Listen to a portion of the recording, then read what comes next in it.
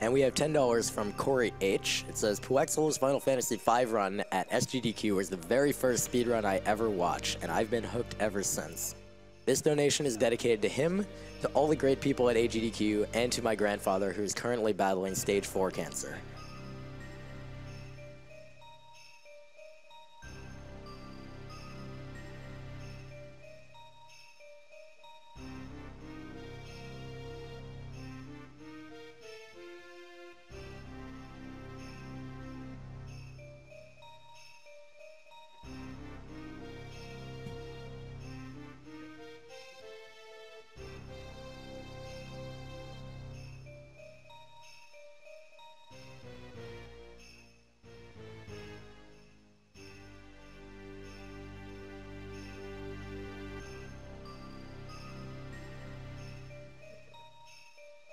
All right. On 5, 4, 3, 2, 1, go. Yeah!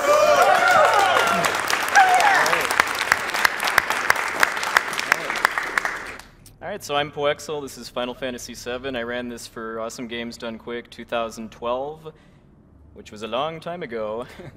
The game has changed a lot since then for speedrunning.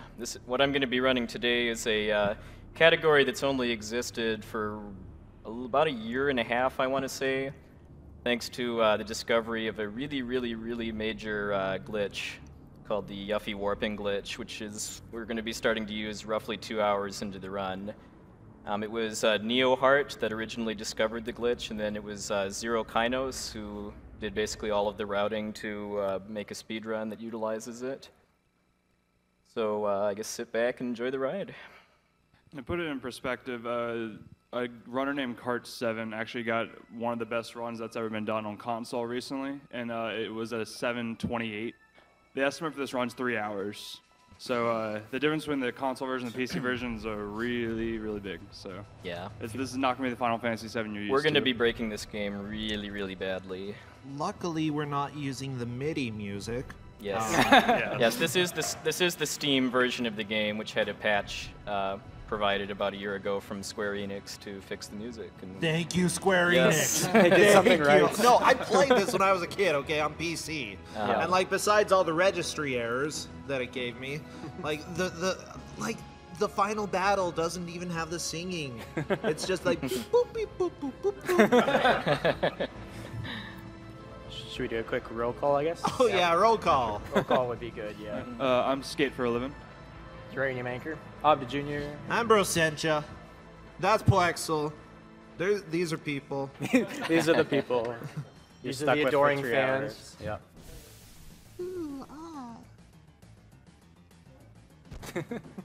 All aboard the hype train. Yes. Now, we'll be seeing a lot of the hype train later on. Oh, just so you know, there's a lot that has to deal with step counter in this game. This screen actually doesn't affect it at all, but soon after that, he'll be manipulating a lot of the step counter in order to get the battles that he wants. A lot of them are to affect battles towards the end of the game so that he just doesn't die really fast. Yeah. That still might happen, but it'll be much less likely to do so if I get the manipulation route right all the way through Midgar. Yeah, and I think worth mentioning is, even though this is the PC version, they didn't bother like fixing the frame rates on any of the battles or anything like that. So basically, the only part that's in 60 frames per second is the battle transition. And the menu. Yeah. And the menu. Are you Very serious? important. Yeah, so the battles are still in like 15 frames per second because they didn't bother fixing that.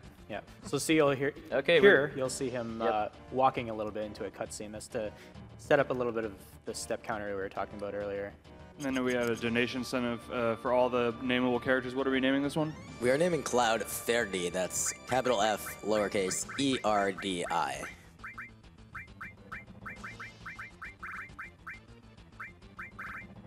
Oh, only one E, right? Yeah. Correct. And for those of you at home, we still have about... Is that right? Yep. Okay. We still have about 3 or 4 more characters that you can name, so you can get your donations in real quick if you want to have your name, or whatever name you'd like, be one of the main characters in the game. Yeah, so I have seen a couple people donate for Sid and Kate Sith, but there's a reason they're not And what's listed on the Barrett? tracker. Barrett is going to be Caleb Hart.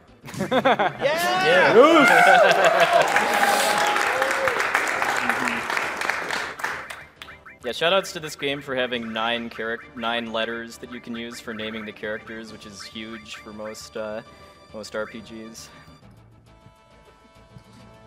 Oh, speaking about donations, though, I know with Humble Bundle and the donations through PayPal, we're less than $100,000 away. And it's very possible that if you keep them coming, we will reach $1 million by the time this run is over. I would like to see that. I would like to see that as well. Yeah. That would be I kind think of we would all nice, like huh? to see that.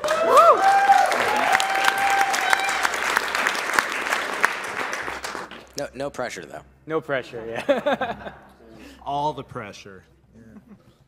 Hey, the pressure's on the people watching to donate. I'm just playing a video game. He just wants to play games. We do have $40 from Frayed Not, and it says, so much awesome and so much charity. Keep up the good work, and let's push on to that 1 million. Such charity, wow.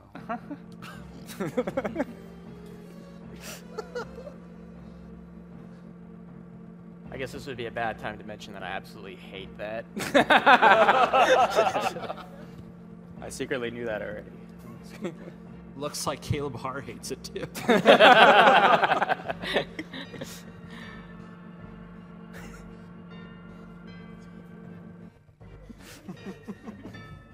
So, you know, while we're enjoying this run and talking about donations, I think I would love to get you guys to play a little game in the donations. If you can, when you make a donation, if you can send in a comment, what I'd like you to do is please explain to Puexel and to our couch commentators what your favorite Final Fantasy game is. And my why. goodness. Please be detailed. And this is not a bid war or anything. I just would like to know what your reasons are and which you think is your favorite. I know that this is something Puexel really loves to discuss. We never hear this conversation. No, ever. I have I think never. this is banned in his chat. Like, seriously, you go there It's on and the talk about FAQ. it. Yeah. Yeah, check the FAQ. Yeah. So like one of my awesome couch crew was saying earlier, the random encounters that you get in this game in dungeon type areas aren't actually random at all. They're based on some math between the number of steps that you've taken in areas of the game that have random encounters, and also whether you're walking or running at the time. So whenever you see me walking for a couple of steps instead of running, that's actually to manipulate the random encounters. So I did a walking pattern right before I named Cloud, and that actually let me skip a battle that I would have normally gotten into in front of the reactor before I entered it. And I'll be doing that periodically throughout the rest of the run, both to skip a couple of battles that I'd otherwise get in Midgar, and then also to manipulate battles for a really intense part of the run near the end, where it makes a huge difference. Yeah, so when was that all discovered? It's been known for a long time, but it's within maybe the past 2 years or so that it's been used in single segment runs. Originally, it was kind of more of a multi-segment speedrun To technique. date, still, people are still adjusting step routes for all the categories of Final Fantasy VII. So step manipulation itself has been known for a long time, but the actual routing we're using for it has been adjusted daily. So. Like, this is a pretty different manipulation route than I'd be using, like, if I was playing the PlayStation version of the game, or if I was just playing without using the warp glitches. So for the early game bosses, your limit gauge is pretty important. If the Guard Scorpion would have attacked the same character twice, or if he does a really high damage roll on one of your characters, you can get in an extra limit break before he raises his tail in this fight, and letting you kill him a little bit faster. Looks like that didn't really happen. Yeah, because it targeted Cloud and Barret and didn't do enough damage to either of them to fill their limit gauges. Also, I'm really bad at following directions, so I'm going to attack even though Barrett's telling me not to right now. Yeah, so there was a bad translation between the Japanese and English versions of this game. So on the top of the screen, it says attack while its tail is up, which is not supposed to happen because you get attacked right there. Puexel here actually does attack Guard Scorpion, so you can get both his limit gauges full. Yeah, because it's very, very important to have both Cloud and Barrett's limit gauges full before the Airbuster, the second boss. Yes. So I really want to be set up for that before I kill Guard Scorpion. Yeah, in case it wasn't obvious, there's a lot of just preparing for battles correctly in this run. And it's not just having the right equipment or whatever equipped. There's a lot of other things you need to make sure you have in the right place, or you're going to have a really tough time.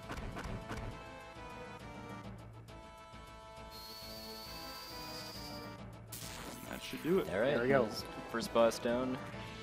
Pretty mediocre fight, but it's very, very luck dependent to get a kind of an optimal Guard Scorpion fight, because for that, I could have shaved about 2 full rounds off if it had filled Cloud or Barrett's limit gauges before raising its tail, but that's not something I can control. Right.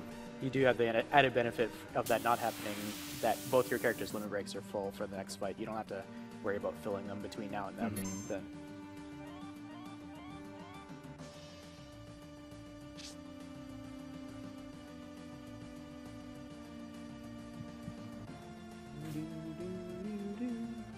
See, the timer at the top left corner, this is supposed to be you escaping this reactor. The game gives you a very generous 10 minutes to escape the reactor. As you'll see in about a minute or so, that's going to be a lot more than Porcel needs. Really, the only thing you need to do is come here and save Jesse.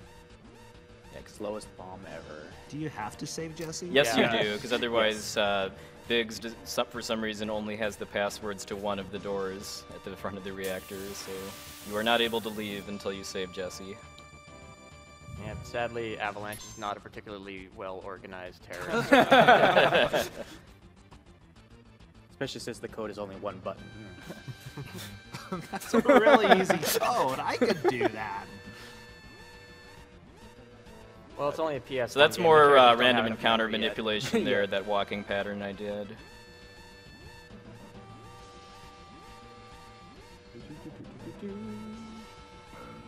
We have a $20 donation from Mr. Bale, which says, my favorite Final Fantasy is 5.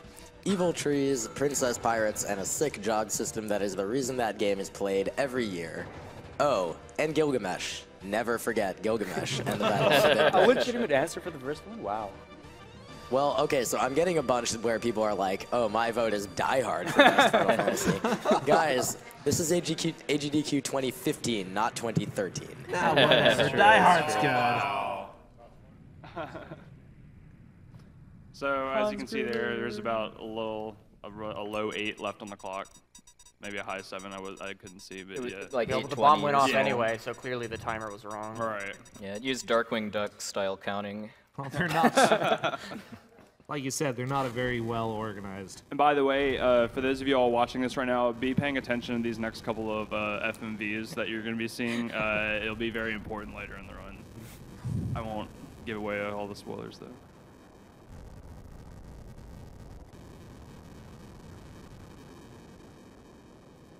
So I guess before I kick it over to Vooligen for some tasty donation comments, there's a number of cutscenes sprinkled throughout Midgard that give you like lots of dialogue choices or like orders that you talk to certain characters. And if I was doing a full game run, I'd actually be able to use that to manipulate the gold saucer date coming up, it would be coming up midway through Disc 1.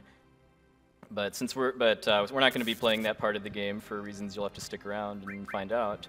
I'm just picking the fastest possible options for all of them. So I was a jerk to Aerith and told her to go away instead of buy a flower from her. Yep, sadly no date with Caleb Hart this year. Sorry.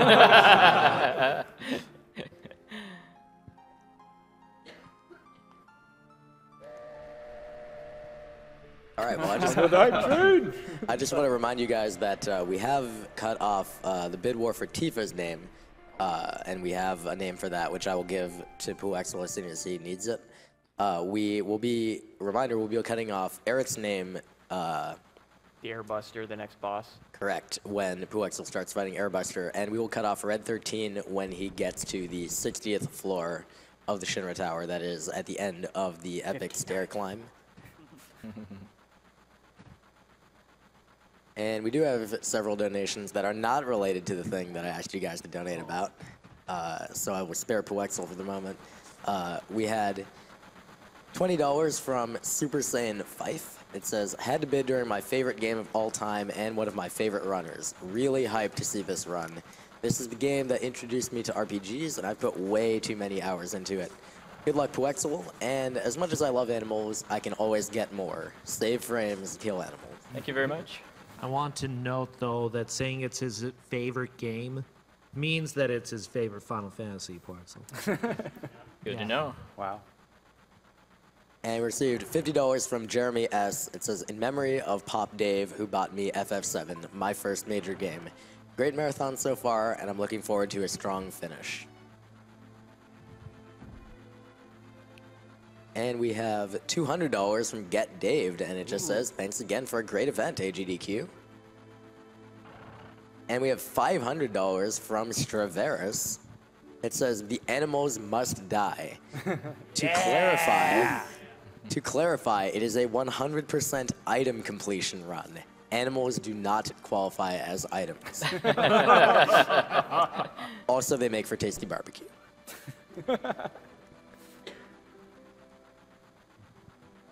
So there's a little glitch he could do right here if he walked into the bottom of the screen to trigger the guard coming out and being like, you can't come through here, and talking to Jesse at the same time. It's a little tricky, saves a conversation. About 5 15 seconds, seconds. I Yeah. believe, yeah.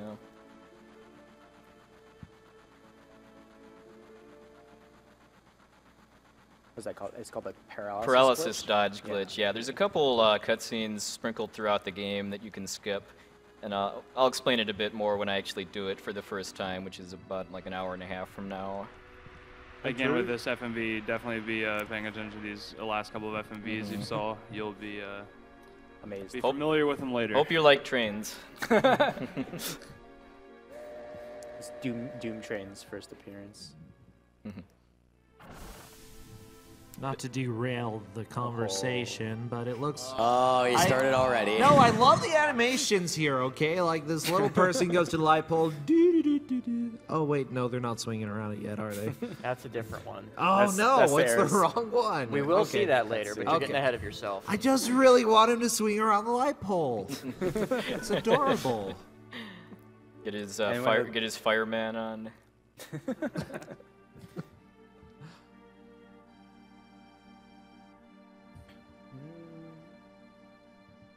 I'm going to be doing a little time saver here too, where normally before you can enter Tifa's bar to continue the story, you'd have to wait for Barrett to chase away all of the non-Avalanche members, basically. But if I just leave and then immediately re-enter the screen, then they all magically disappear and I can get in immediately. Because the PC version of the game has a lot less in terms of loading screens. Yeah. That one helps a little bit more on this version than in the PlayStation. Yeah, certain models of the PS2, which we use for FF7 speedrunning on console, it helps, but some don't. What's the name for Tifa? The name for Tifa is the Kingdom Hearts community name, Toji Sucks. That is all capital letters, and the Sucks is spelled S-U-X. Yeah, shout outs to Toji. I've met him this week from the Kingdom Hearts community, and everyone else in the Kingdom Hearts community. This was pretty much their doing here. So thank you all for that. Big shout outs to the Kingdom Hearts community for a really, really awesome run of KH2 Final Mix this morning. Absolutely. Let's give him a round of applause.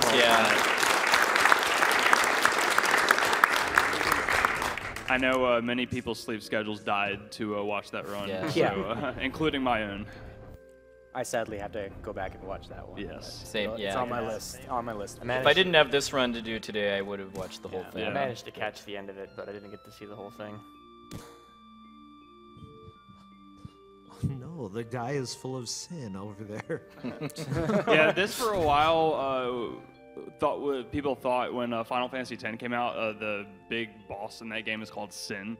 So people thought this was somehow a reference to Final Fantasy X, but I believe it's been figured out that it's a Shinra Information Network. Yeah, that makes sense. That sounds like what Sin in FF10 would be doing. That's a very unfortunate acronym.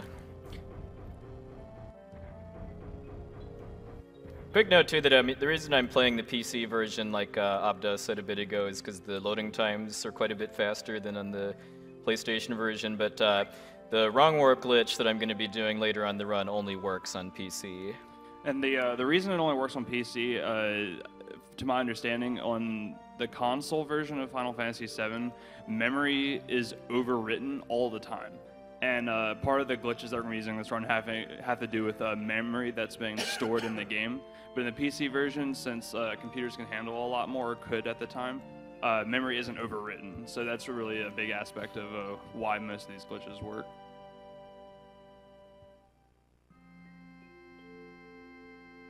We have a $25 donation from IFD Delusion, which says, Final Fantasy VII will always be my favorite FF. The story is amazing, limit breaks, amazing characters, etc. P.S. I did cry when Aerith died. Don't worry, I did too. But fortunately, it won't matter in this run. Yes. Yeah. How about that? This run has sensitive people in mind.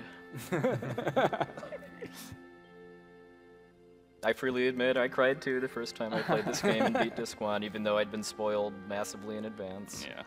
I was more like, I put all my experience into her.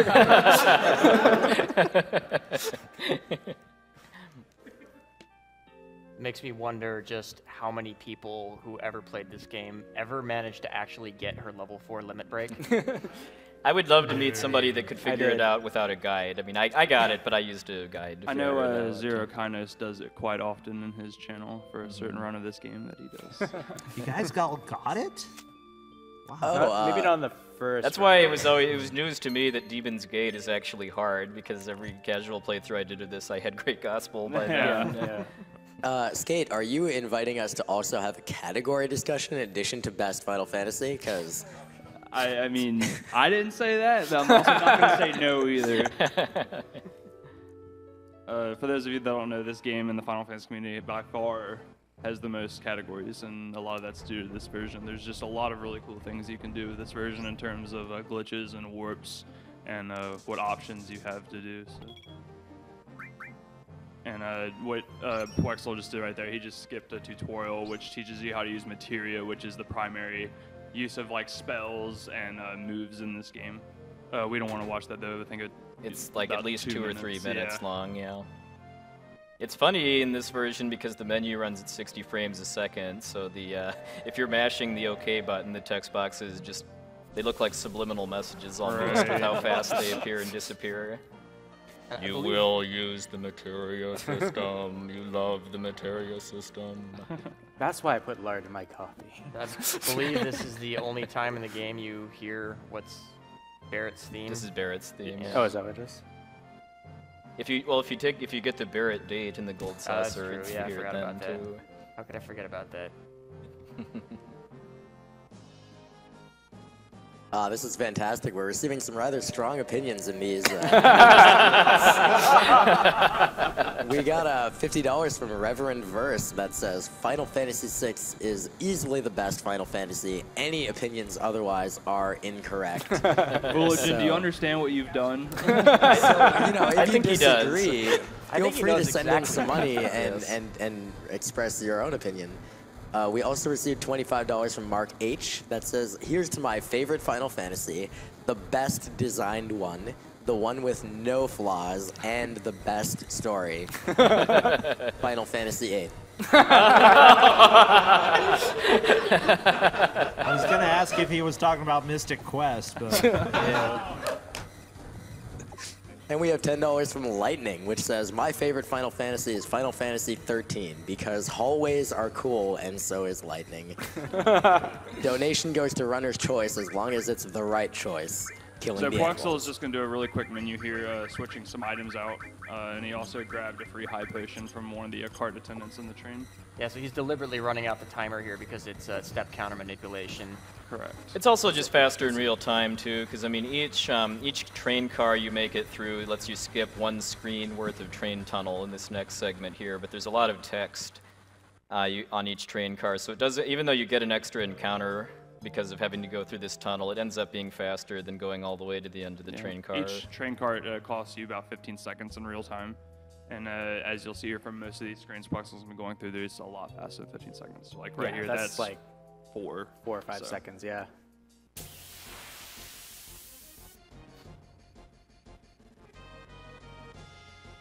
One thing about the step, the step counters manipulation that we're doing is every fight in this run, if done correctly, is going to be the same as every practice. So that one's always going to be a back attack with those 4. I don't know what they're called. Yeah, they're Grash Strikes, I think they're called. There's a lot of enemies with very unusual names in this game. Yeah, this game doesn't like throw enemy names at you. You have to actually look at them. So as you can see there again, he picked the second option there. Otherwise, you have to go through about 4, 5, 6 text boxes. So that saves a little bit of time. And he's also going to grab that ether. Ethers are selling. pretty much every item that I'm picking up at this point is actually to sell later for money for a nice little cache of weapons. Yeah, he's going to be using a lot of grenades early in the run. His main source of damage. Yeah.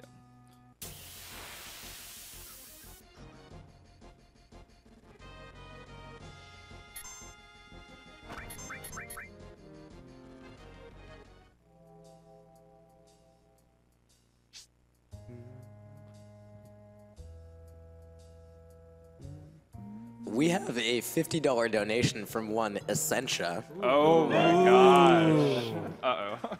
It says, "Hi, Puexel, Essentia, Volgen, and all my fellow RPG runners. I'm really hoping you all will sing One-Winged Angel during the final battle. I know my girls and I will be singing here at home. I'm sad I couldn't be there, but I'm looking forward to seeing everyone at RPG Limit Break. And do you really need to ask me what my favorite Final Fantasy is?" It's 10-2, right? Yeah. Theta Rhythm. Yeah, we know for a fact. I think she's playing through it again. Which one was her favorite song again? Was it 1,000 Words or 1,000 Words. Yeah. Definitely, yeah. We'll make sure to sing 1,000 Words for you during One Winged Angel. Yeah, thanks Essentia. Wish you were here too. Yeah. For sure. Don't worry, we'll get you another copy of 10-2, so you'll never, never be alone without it. Coincidentally, we received $50 from 11D, which says Final Fantasy X-2 is the best for sure. We're getting a consensus now. What can we do for you?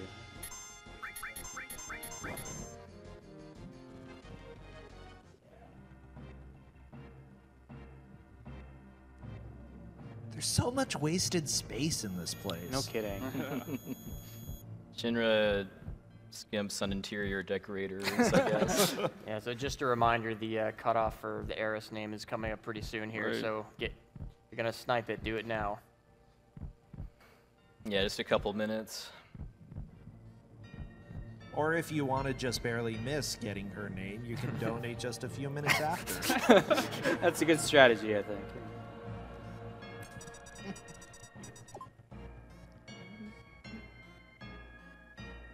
I was really disappointed the first time I played this game that there wasn't a boss right there. Yeah. Well, you're just impatient. You Yeah. just needed to wait 2 more screens.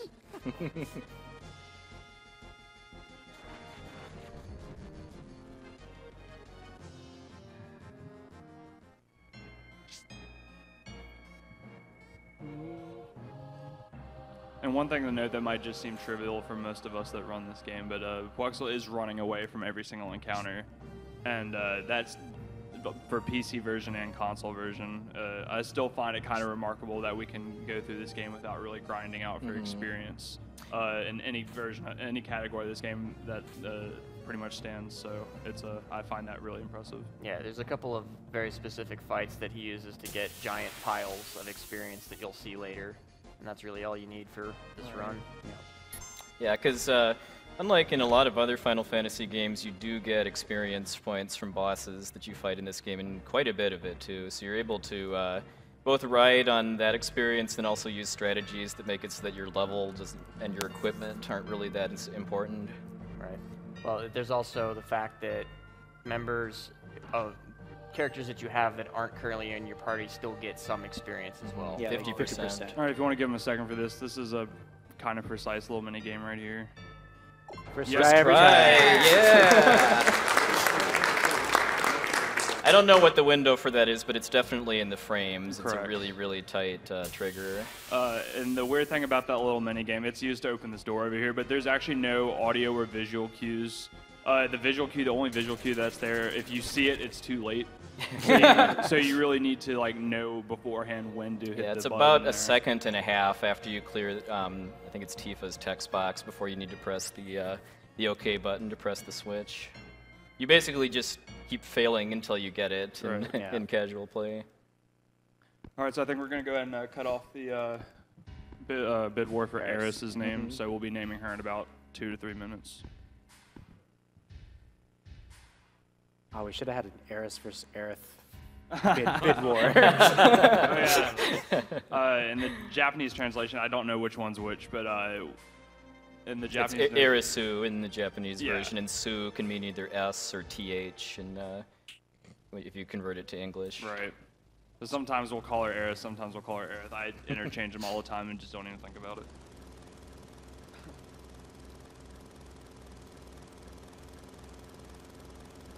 I cannot hear that helicopter without hearing the sound of a lawnmower turning on, too.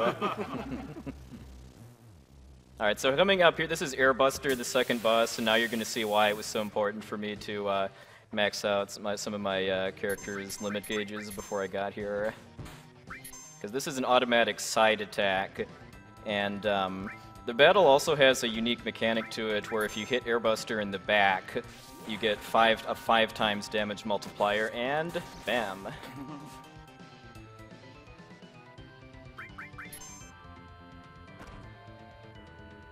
One other neat thing about limit breaks is that the game runs on like a kind of a queue system, so any actions that are queued get put into a stack and then they just kind of execute that way. But if you use a limit break, it pops itself to the top of the stack, so you can use that to get more attacks in before an enemy can attack you and make faster kills. Yeah, and I believe that's part of the reason why I can kill Airbuster before it gets a single attack off. It's not a counter too, is just because I'm chaining limits together basically after my first attack by Tifa.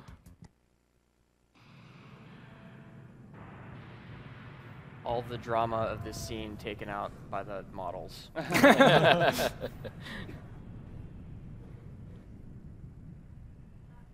course he can't hold on. He doesn't have any fingers. Not till later. Not till later. He gets fingers. Don't worry. Remastered and all in the PC version. They never gave them true fingers or faces or mouths. Well, they gave him mouths. got Yeah, mouths. they gave him a lot of mouths. You'll see Yeah, Sephiroth's very, mouth very later. mouths. Yeah, some very interesting mouths. As a note, there are some dialogue differences between the PlayStation version and the PC version. Yeah, they Yeah. fixed a couple of the They more... fixed a couple of the more kind of glaring typos and grammar mistakes, but I do kind of wish they'd have done a full retranslation of the Japanese script. I think But you and everyone else would like a little bit more of a remake for this game. It's probably the most requested remake. Definitely in the RPG can of worms community. opened. Yes.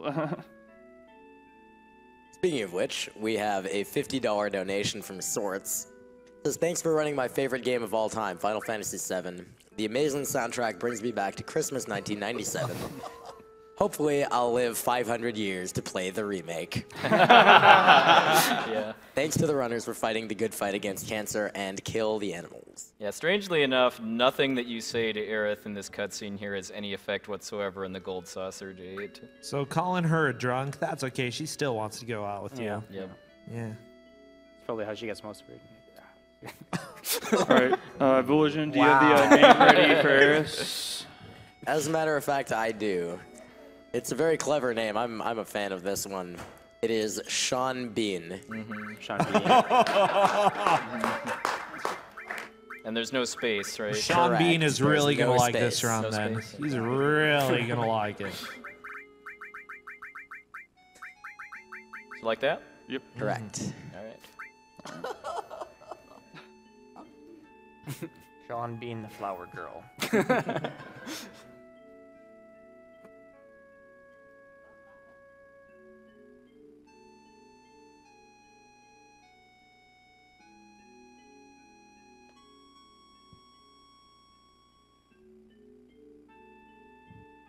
We have a $100 donation from my brother, Fast B. Says, after spending months and months on this game in high school, I'm looking forward to seeing it get torn to shreds for a great cause. My FF vote is for 6, since Kefko was the only villain who actually won.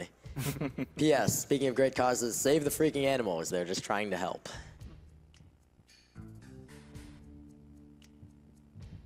Yeah, that's another topic that gets talked about a lot in streams that I've been into, at least, is which Final Fantasy villains were actually the most successful. Yeah. And Kefka, usually comes out on top. Yeah. I'll agree with that one. Yeah, Kevka's from Final Fantasy Disagree. VI. I believe I know at least one person in our community who will tell you that Kefka only succeeded in opening a hole in the ground and killing about 3 villagers. And I guess he caused some property damage as well.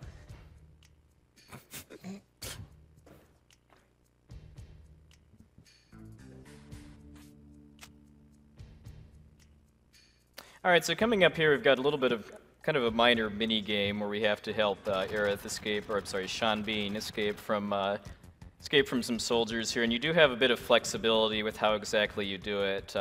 For marathon safety, I'm actually taking a route that's a few seconds slower in real time, but it takes fewer steps.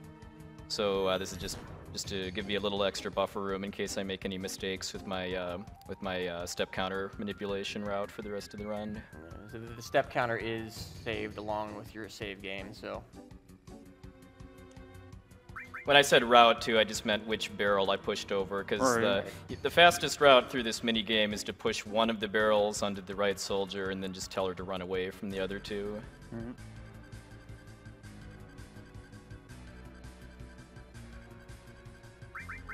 I don't even remember what happens if you tell her to fight them. Yeah, you end up You get fighting. she gets into a fight, yeah. Well, okay. Just her. She's Yeah. in the back row and does like 0 damage. Actually, And during that minigame, there's actually 3 different ways an encounter can happen. The first one is by selecting to fight them.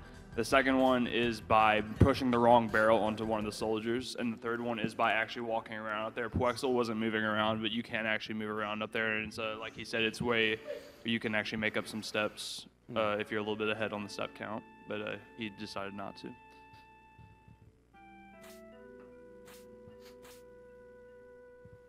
Yeah, that is an area that has enemies in it, and you can fight the little hedgehog pies that are famous in Final Fantasy IX for the I cannot think about or see that mini game and keep a straight face. Yeah. The Sid Frog mini game. Oh yeah, King Sid. That's what he is. The little frog trying to get the key. Or Regent Sid? I can't remember. Regent Sid Fabul, and then some generation number I forget. Right.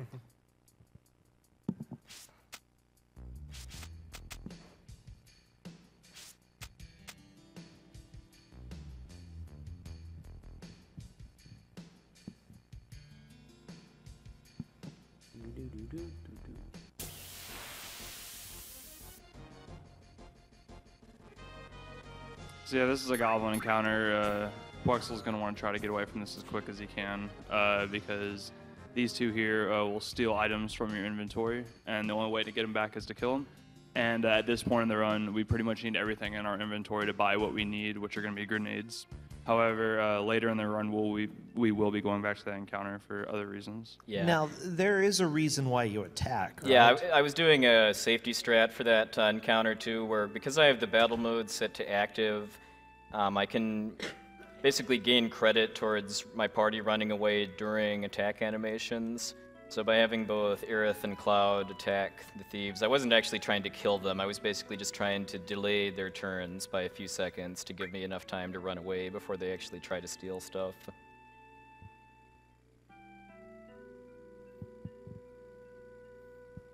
Now you get to see your twirling Oh yay, twirling. lamppost guy. All the scrolling in this house is really That's weird, actually too. not. That's actually not until after the pillar climb. Oh, are you serious? really? Oh, never mind. Ah, I'm so ju- bad. I'm getting ahead of myself. So is Abda. The hype is real. Twirling hype. Twirl.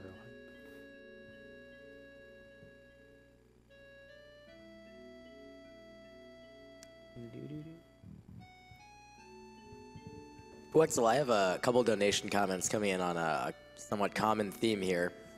I have $90 from CO Plank that says, I've been watching these runs for years and I truly appreciate what each and every one of you do. I just made my friend Anti-Drug start playing this game and he is so slow. Puexel, please show my friend how to do this game faster. And, Okay, you asked for it. and I also have $5 from Chisato that says, I actually liked FF10-2 and FF8, but my favorite one is FF12, and I'm planning to learn how to speedrun it in the future. Thank you for this event. This guy's happy. To Okay, hear that. yeah. Sorry. So you can see Puexel's walking right here. The kind of gimmick for that part of the run is you're supposed to be trying to escape Aerith's house without her knowing. Yeah, so that's actually that's not encounter manipulation because there aren't any encounters in Aerith's house. At least I hope not. I bet she hopes not too. Just But not if you run before you leave that screen, then she wakes up and you have to do it again. So yeah, that person learning Final Fantasy 12, please message me on Twitch. I'm a very excited person right now. Puexel just bought some very important items, grenades, which, I don't know, just giving so many grenades to all of your people. Yeah. Just pockets full of grenades. It's crazy. Yeah. It's like 68 you had, right? Yeah. This is a really, really dangerous town. But yeah, but grenades are a combat item that do about like 130, 140 damage when you use them, and using grenades is just a much faster and more consistent way to win battles in Midgar compared to how you normally play the game, which is to level up through fighting random battles and then like upgrade your equipment and materia.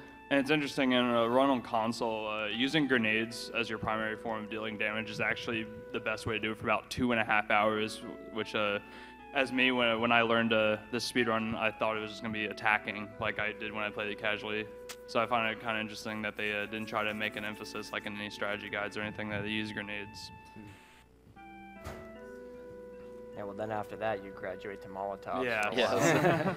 Then you graduate to more fun stuff like Aqualung and Yes. Power Soul. Or slots, if that's allowed in your category. I never really quite understood why that was its own category, honestly. But Slots? well, no slots. Slots Yeah. versus no slots. So what Uranium Anchor here is talking about in the console version of this game, we pretty much have two primary categories. It's any % or slots and no slots. Slots is a limit break that one of the characters in the game, Ketchi, uses. And if you hit it a certain combination, it'll destroy any enemy in the game in one shot. I believe Puexel was one of the first runners to actually do no slots, which he ran at AGDQ in 2012. 2012, yep. That actually predated slots being used in single segment, Right. too. Yeah, slots actually was not. There was no slots run that had actually been done faster until about earlier last year. Karin V, probably one of the best Final Fantasy speedrunners out there. He was pretty much the first person to beat the no slots time using slots. But as I told y'all earlier, Kart 7 actually now is the world record. About a couple days before AGDQ, he got one of the best runs we had ever seen on console, and that was a 7:28. Yeah, big shout outs to Kart 7 Absolutely. for just coming up with so many really ingenious new strategies a lot of which apply to pretty much all categories of the game too. He's got the world records for both of the main console categories, and he definitely earned them. Yes, absolutely.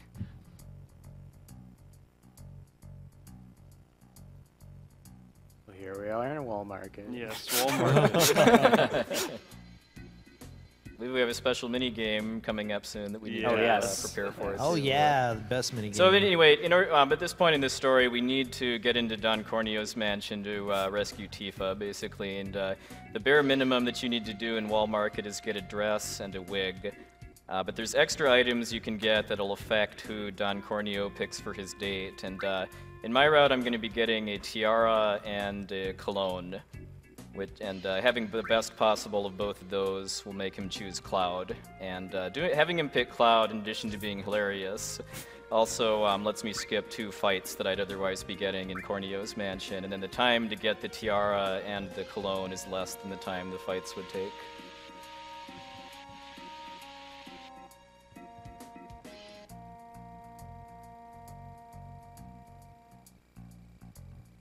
Here he's going to pick the Korean barbecue is alright. There's going to be a lot of just seemingly random choices that Puexel's going to make throughout this section of the run.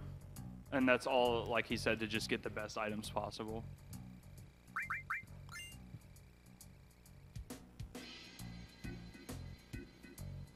Apparently there's major drama among the shopkeepers at Wall Market too, because I'm having to buy protein drink from the vending machine at the inn to give to the materia shop owner because he got kicked out and isn't ender for some reason that I'd rather not know. based on the sleazy undertones of this town, probably not something you want to know about.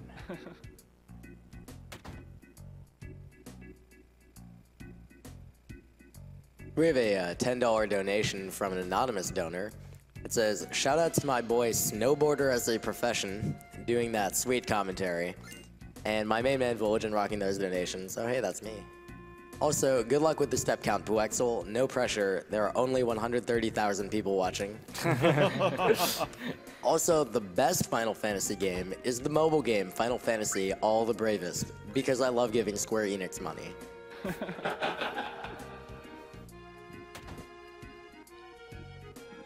So the point of getting first the item coupon and then the digestive is so that I can get the cologne in the bar here. And then I'm also, the questions I'm answering here are setting up what kind of dress I get.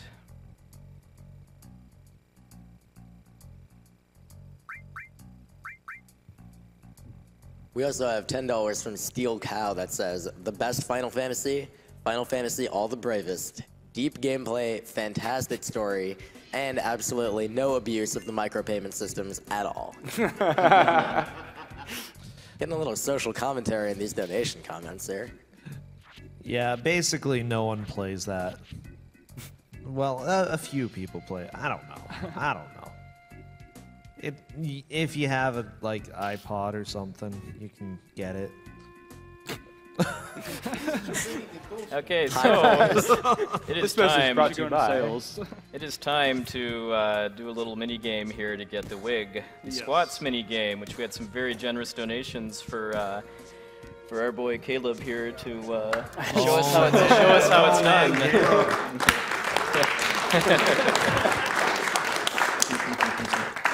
Whatever. All right, so everybody knows. Everybody knows. You want to give him the mic or something? Oh. All right, so everybody knows, right? Every time you do an FF7 speedrun, it means it's leg day. So here's the deal. Everybody's gonna do squats. No slackers. Everybody. Yeah. Everybody's doing squats. Yeah. All right. So proper form. We'll do the tutorial first so we can see how it's done. Okay. All right. But yeah, proper form. You want to go all the way down.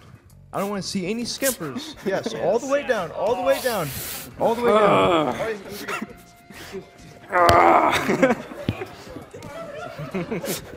Oh man. Speed it up a bit. You need help, Optin? This thing is like crazy. I'll just take it out. Done yet. Keep going. Yes. That was the practice run. Now we gotta do the real thing, all right? Yes.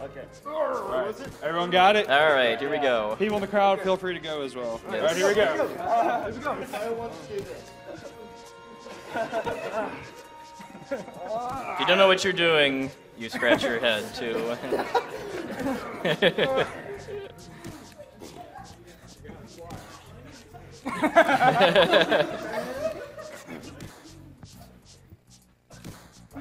Almost done. Almost done. Almost done. Let's go. Keep going. One more. Let's go.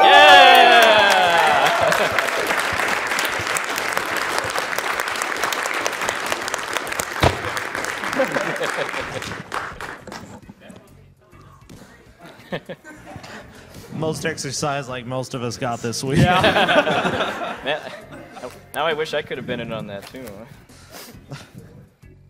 All right, so now I've got all the items that that I need to both get into Corneo's mansion and also to get Cloud chosen. So now we will do so. What is this way? Village, we probably have time for a couple donations if you want to read them off.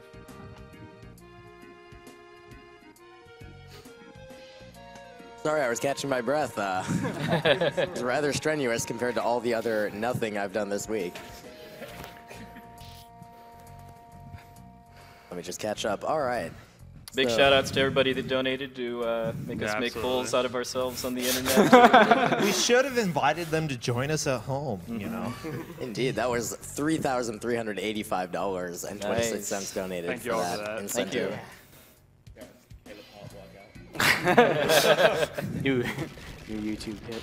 We received a $20 donation from Kirby163. It says, This Final Fantasy opinion thing inspired me to donate an extra time, so great idea. Thank you, I'm glad I had it. I'm donating to let everyone know that FF7 is objectively the best game in the series because it's the first one I played. Also, let's get that million, everybody. We have $25 from Max Knight 1010101. He says, Max Knight back with my penultimate donation. Nothing much to say, but that Mystic Quest is most definitely the best Final Fantasy, and anyone that disagrees just hasn't played this wonderful game.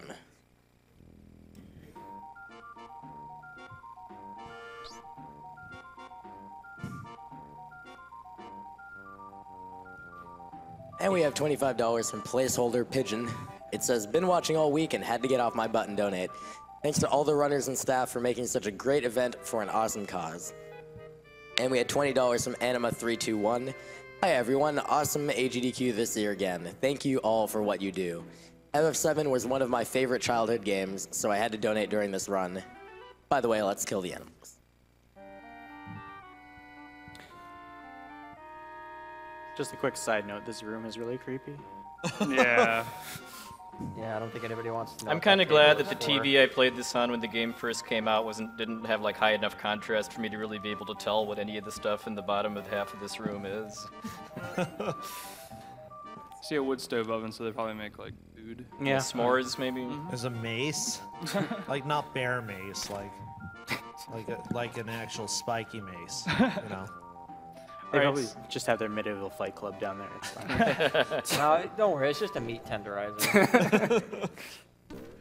Alright, so all the items that Puexel specifically decided to get in Wall Market affect what happens right here. Don Corneo here is picking between the three ladies, one of them being Cloud in the center, and to get the fastest outcome, we want Cloud selected, so drum roll. Yay! This healthy looking girl. Hey.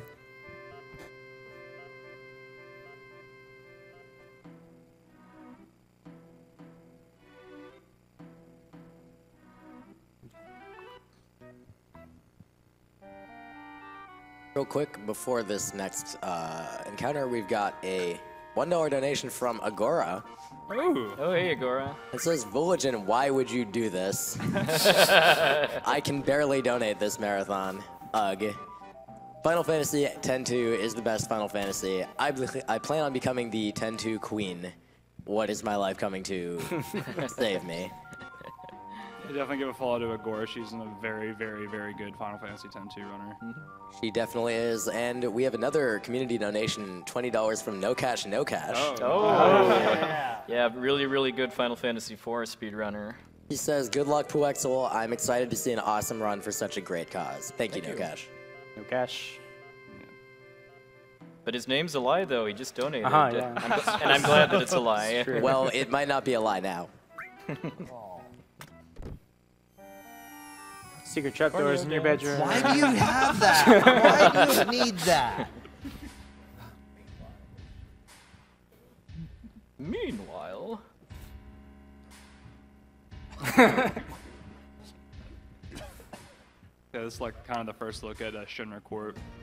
You have Reeve and President Shinra and Heidegger all here.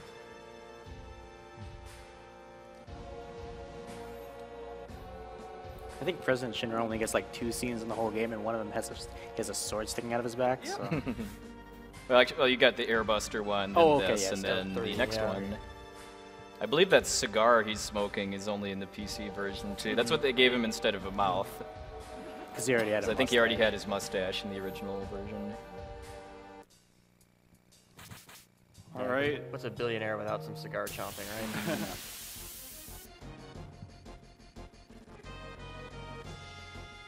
So can you get preemptive apps in this? No. Okay. Not This as is route actually I'm one of the using. few boss fights on the in the console version, probably in the PC version as well, where you can actually get a preemptive boss battle where you start the battle facing the enemy's back, so you can do double damage on your first It's a lot more meaningful later in the No Warps run on Genova Birth. Right. Yeah, so there's a specific order he's gonna hit this boss in to trigger Sewer Tsunami as many times as possible.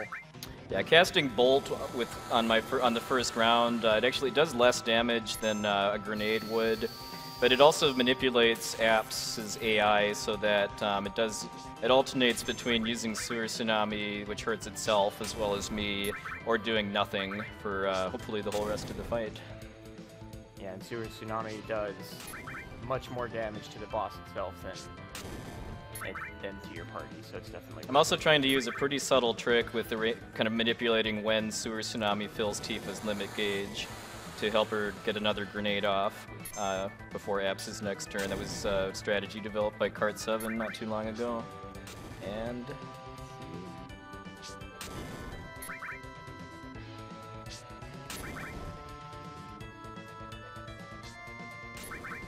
Nice, got the quick kill. Very good.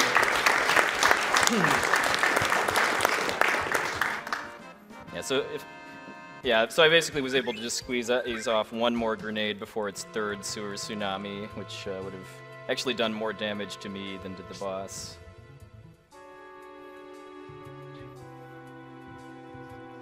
It's almost like he learned from his mistakes or something the first 2 times. Oh, I'm supposed to throw it over there. It says pounding my chest. I'm supposed to jump up and down.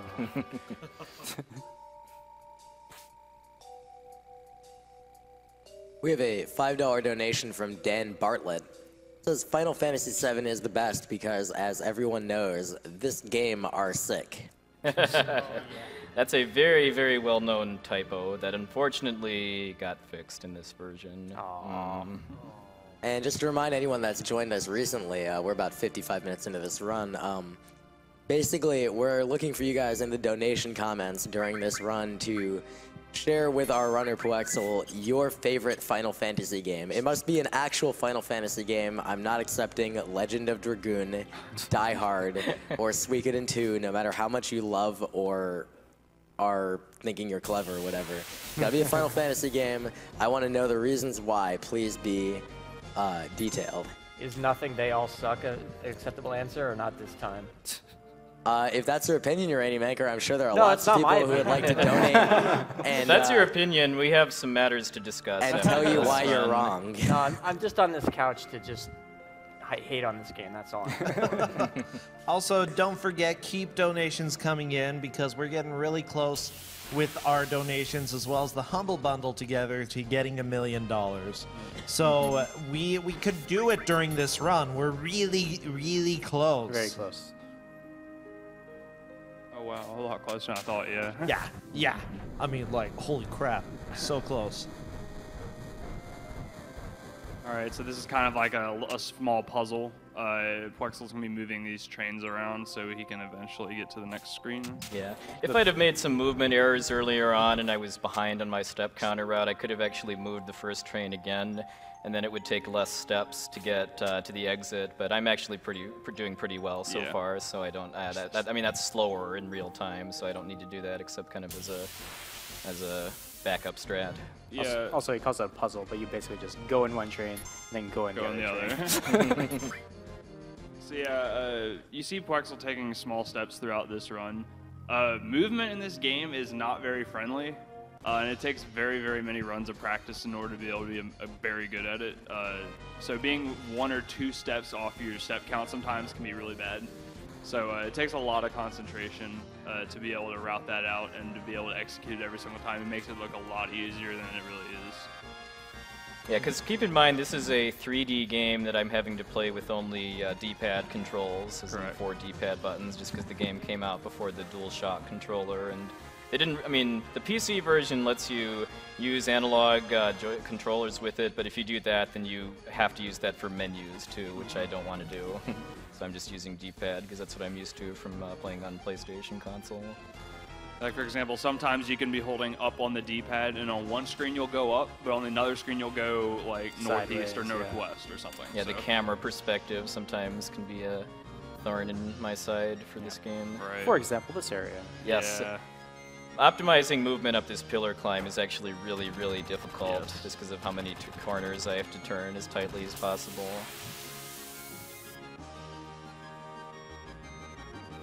I'm also being really cautious too, in that I'm kind of hesitating for a little bit after I come out of a fight, just to make sure I remember where I am. Because in a kind of like a PB attempt, I'd be just trying to memorize that so that I'd still be holding the right buttons coming out of encounters. Yeah, so for I example, keep right here, moving. he's on a corner. So when you come out of this battle, it's going to be either really close if he needs to hold up for like maybe a quarter second and go left, or just go left. So yeah, right there you can see he needed to go up for about a quarter of a second. So that's what he's kind of talking about. Like, it's much better to take like a half-second loss just to make sure you know what you're doing. Because once you mess up the step route in this run, it's pretty much over in terms of knowing what encounters you're going to get, which can sometimes end the run really quickly. So. Yeah. The route that Puexel's taking today is, I would say, a lot safer than, say, a PB attempt or a world record attempt route. But even so, getting one bad encounter at the end of the game is going to spell death pretty quickly. So this is the Reno boss fight. It's pretty straightforward when it comes to how you deal with it. Yeah! Let's say that's the easiest slots ever. I mean, Yeah. there's only one So, yeah, thing. that's kind of what slots looks like in a Final Fantasy VII on console. Any %/no slots or slots run. It's a very, very more precise trick though. But that's kind of what it looks like. It has like a reel, but there's 3 of them. Yeah. And as you can see here, there's a pyramid around Cloud. Reno picks one random character to put a pyramid around, and they can't really do anything until you destroy the pyramid, but it actually ends up being quicker to just use your other 2 spare characters to throw grenades.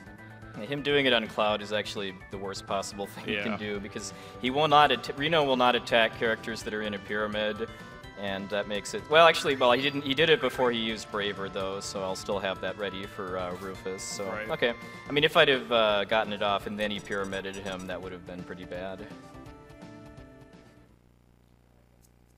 Yeah, raise your hand if you game overed here for the first time fighting Reno 2 because he pyramided all 3 of your characters and the game didn't tell you how to break them properly. Yeah, see, for example, when I was talking about earlier, when it's kind of not obvious that you're supposed to use grenades, that's a perfect example of it. If you don't know you're supposed to use grenades there, nor do you not know you're supposed to break those pyramids, it's really easy to die. Yeah, because you break the pyramids by attacking the character that has it. Right. I was like level 20 the first time I got here. Right.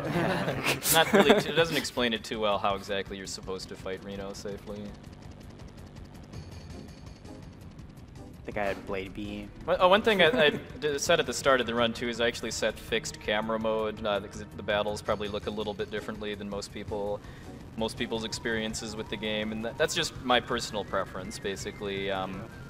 If the camera is moving during battle actions, that can kind of throw me off sometimes as far as how the targeting works, as far as using the D-pad to select targets. Right. And it may cause it may reduce lag a little bit on certain animations too, but I don't really have any empirical proof on that. All right. So personally, I find this to be one of the most odd cutscenes in the game, just because of the music that's coming up Yeah, here. this music is in the credits for the game too. Right. It's, I believe, Haydn's The Creation. Appropriate name for Massive Destruction. Like that poor slide right there.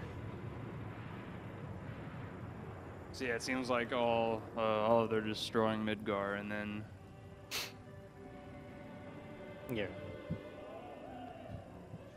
it's just very out of place to me. For the No, it's called a juxtaposition, okay? You take something brilliant or something terrible and put something beautiful next to each other, and they highlight each other. That's how it works. We can tell who the teacher What he is on said. this- on this That's how I've soapbox. always viewed it too. I always thought of it as like the calming music at the top is basically just saying that Shinra planned all this, and Yeah, you just know, showing this is exactly how everything is nonchalant going. President Yeah. Shinra Yeah. is about having killed like massive numbers of people in his Yeah. own city. Yep. See, you're learning. Video games are learning. Video games are art. I don't know about y'all, I would personally love to ever send you as a teacher in school. That'd be the best class ever. Some people think so.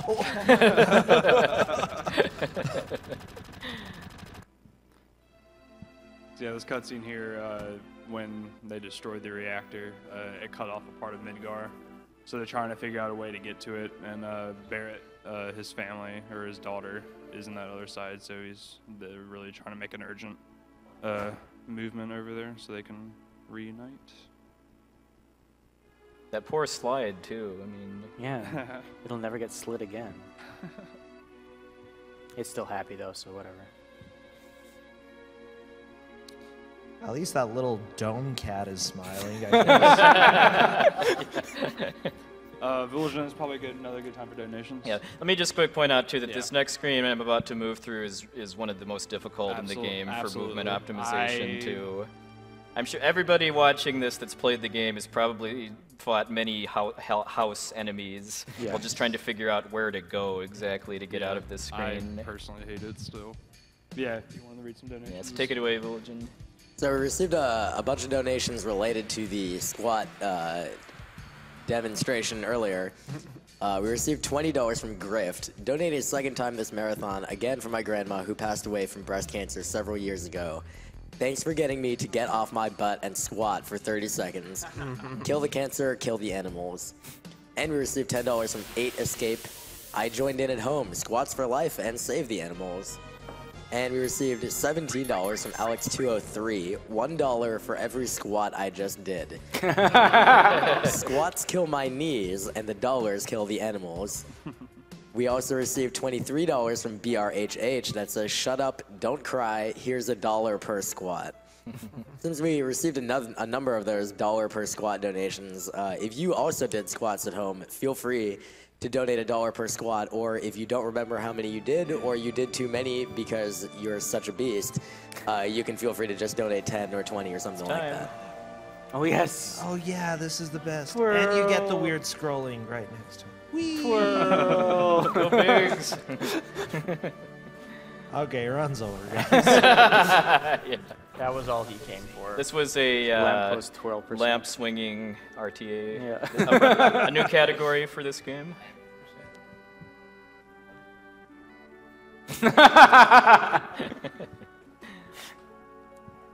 We also received $250 from Space Drake. It says, hey guys, donating to limit break cancer for 1 million damage and maybe get some Final Fantasy swag. I'm looking forward to seeing Cloud's adventure broken like a twig. Also, Mystic Quest is the best for real, and it should be speedrun at some point, because you can do it fast. Good luck, guys, and let's Franker Z it up and save the animals. There actually are a lot of people that have run Final Fantasy Mystic Quest and a bunch of other Final Fantasy games. If you want to check out all those runs, finalfantasyspeedruns.wikidot.com. We pretty much have a collection of every Final Fantasy run that we know of, and we put them all up on there in kind of a leaderboard style, but it pretty much showcases every kind of run that we've done. We also have a bunch of runners' resources for notes and video guides and save files sometimes for all the runs, so definitely go check out that website. We put a lot of work into that site for the past year or so. Because one thing that's really cool about the Final Fantasy series for speedrunning is just how many ways there are to do it. Absolutely. There's a lot of games that are very friendly for speedrunning as far as being able to reliably complete a single segment run once you've invested some practice into it. And they're all runs of all different lengths too. Like, is FF3 any % the shortest currently? Yes, as far I believe, Final Fantasy 3 any % for the Famicom is the shortest Final Fantasy run we have. I actually spent a couple months rerouting that game and saving 20 seconds. Right now, I think the record's like 6.5 minutes. Yeah, or something 6:21 like that. by Luzbelheim. Him and I have been going at it for about 2 or 3 months now. So shouts to him. He's also an amazing Final Fantasy speedrunner. He currently has the records for Final Fantasy 8 and 9 on console, which are 2 of the biggest runs we have right now. But Final Fantasy 3 80% is about 1 second away from beating TAS. Nice. So we put a lot of work into that run. So shout outs to him as well. Give him a follow. What's interesting as well is that these games are so big and so expansive. There are always improvements that can be done. Always. Yeah, that's why I love speedrunning RPGs. It's just that there's always something new to try out as far as like a battle or equipment strat. Yeah. Even when people think the game is fully optimized. Like Final Fantasy IV is a really good example of that. Yeah, I mean, that game has just been so changed and optimized in over different the past directions year. too. Yeah. Like there's the 64 door glitch routes and the Die full Hard. game. It's Die Hard. The full game routes, and just both of them have For has those so of you much at home to that know about FF4 any percent, it is usually commonly nicknamed as Die Hard percent, and a lot of people don't know where that came from. This man right over here actually came up with that name. It's a reference. We all thank him for it. Well, it's because of the Die Hard run. You Yes. know? There are lots of stairs, basically. Lots of stairs. So Puexel here is going to force an encounter. It's just part of the step manipulation route he's going to be using. Yeah, because the next area that I can get encounters in after this one is one that has a fairly nasty glitch associated with it. That, well, the short version is that if I get into a fight in that screen after a certain point, then I won't be able to run away from it, even if it's not really a boss. Right. So I'm forcing an encounter there as part of my route in order just to guarantee that I don't get one when I get to that particular floor of the Shinra building.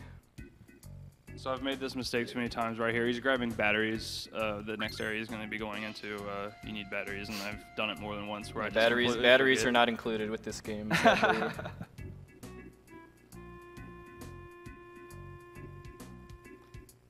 And it's just that that's kind of one of those things that kind of makes RPGs in general unique. Like, if you're just playing through this game, you would think to just come here and just keep on going forward as fast as you can, but you'd soon find out that you need batteries.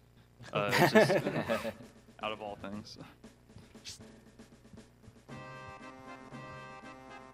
Shoutouts to Avalanche, the known terrorist organization, and their graffiti typos.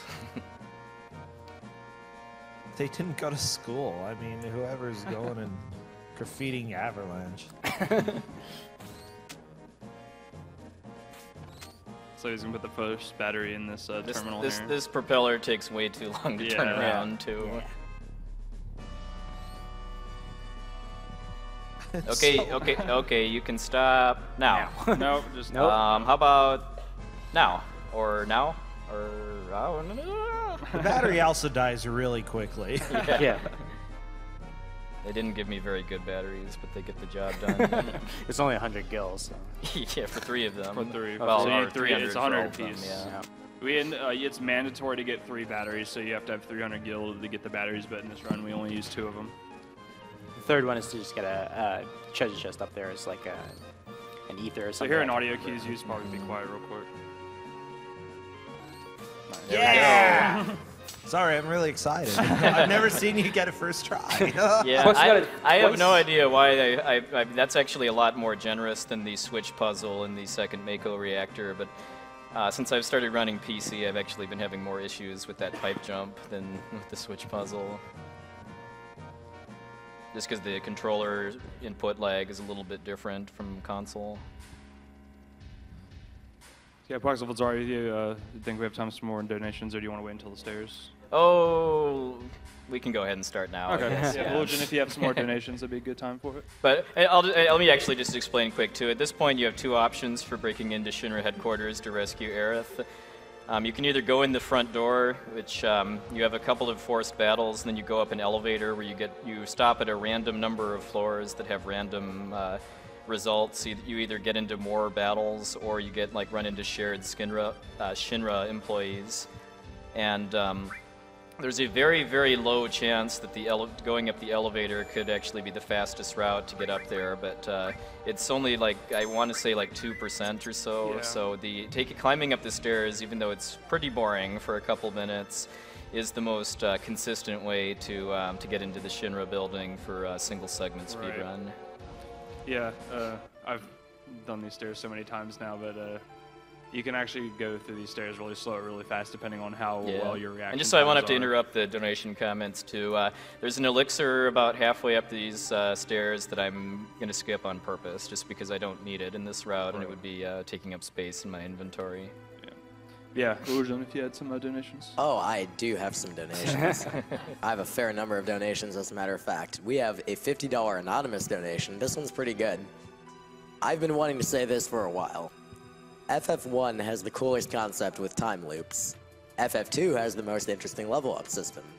FF3 is amazing due to the job system. FF4 is great for its story.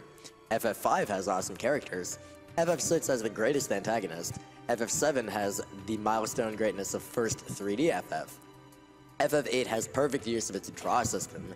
FF9 was awesome for its want you to speedrun for Excalibur 2. FF10 was superb for its sphere grid. FF11 brought the whole community together for the first time. FF12 had perfection with the active dimension battle. FF13 was on the mark for a solid mid-battle style change system. FF14 has supremacy in its MMO loot handling. However, all of these pale in comparison to Final Fantasy Theatrhythm Curtain Call because it has the music from all of these as well as many others. And we have a much more concise donation, $10 from Darula that says, best Final Fantasy?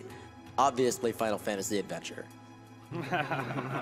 And I double checked, and this is not, in fact, either Poxnor or Bowie the Hero. It is, surprisingly enough, someone else that actually likes this game. We have a few community donations. We've got $40 from lag.com. Hey, Lag. Lag. What's up, Lag? And it says, keep on destroying those RPGs. I hope I'll make another run to add to the pile this year. Maybe Lord of the Rings, The Third Age. Go Puexel. And we have $50 from D3 Crescentia, aka Peter Zhang. He says, hi friends, it's been a blast at AGDQ this year, so I'd like to thank everyone on site and watching on stream that's been able to make this year's AGDQ possible. Special shout outs to the on-site donations and tech crew and staff mom for the awesome job this year. Just a few more hours, please put this donation towards the Zelda file name as Neil X Aya in honor of my favorite speedrunner yet to grace a GDQ. Here's hoping you come to AGDQ 2016. And we have a $500 donation from Rakuin. This was actually a little while ago. My apologies, I didn't get to this yet. But it says, I was looking through my Facebook posts a few months ago, and I found one promoting classic games done quick. Yeah. 5 years have passed, and we've come quite a long way since our first marathon. My family and friends have been dealing with cancer this whole time, so AGDQ really means a lot to me. Thanks go out to everyone, from staff to viewers, who make this event happen. You're all awesome. And so are you, Raghun. Excuse me. We have a $1,000 donation from one friend of GDQ's, whose name I'm going to butcher, Tommy Rafenis. I've been awake all week and just got home. The only thing I've seen of AGDQ was a video of TaskBot making Twitch chat in Pokemon. If the TaskBot guys are still around, this donation goes towards their choice. If not, then runner's choice. The TaskBot guys are still around, in fact, and we are going to be having a segment from them after this run and after Pokemon Green, so stay tuned for that. There will be more of Pokemon Plays Twitch. Who was that from? Tommy Urfenez of Team Meat. Oh, and by the way, we're cutting off Red 13 now, I believe. Yep. Yep. We will be doing that and getting the name ready for you guys. Okay, so this battle here is the first time I'm going to be using an FF7 speedrunning trick called the ATB wait trick. What I'm doing is I set the battle mode to wait before this fight, and then I queued 2 of my grenades, but I'm holding the targeting cursor on the 3rd enemy before I actually do it. And while that's going on, while I'm throwing grenades, the enemies are not getting credit towards their next turn, or ATB as we call it. So doing this lets me basically cancel like 2 or so of their actions, so it saves some meaningful time. This is also that glitched floor I was talking about earlier, where if I got into another battle after this battle with the 3 Mighty Grunts, before I got to the elevator, the battle would be glitched and I would be unable to run away. So I forced an encounter as part of my route before coming here to make sure that that doesn't happen. There's a couple other places in the game that have that same glitch, but this is the only one I'm going to in this category.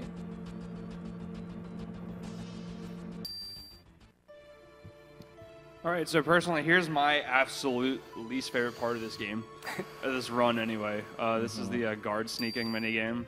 And it's fairly precise. I know Parxel's really good at it. We're probably just gonna watch him make sure he gets this, so here we go.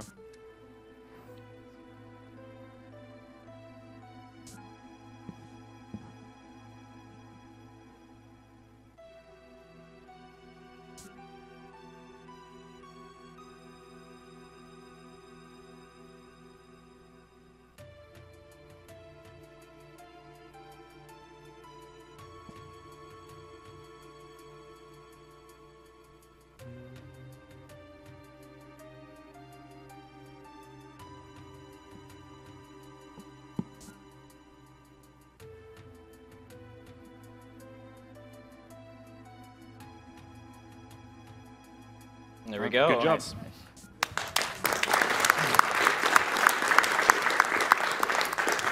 Yeah, the penalty for failing that is pretty steep, actually. You get forced into a pincer attack by 2 more of those mighty grunts, and then you have to start the game over again. Not the whole game, the mini game. Reset. If it's a speed run, you'd probably reset over over that, but Walking up the stairs is just slightly faster than taking the elevator there. yeah. For this, because I'm only going up one floor here.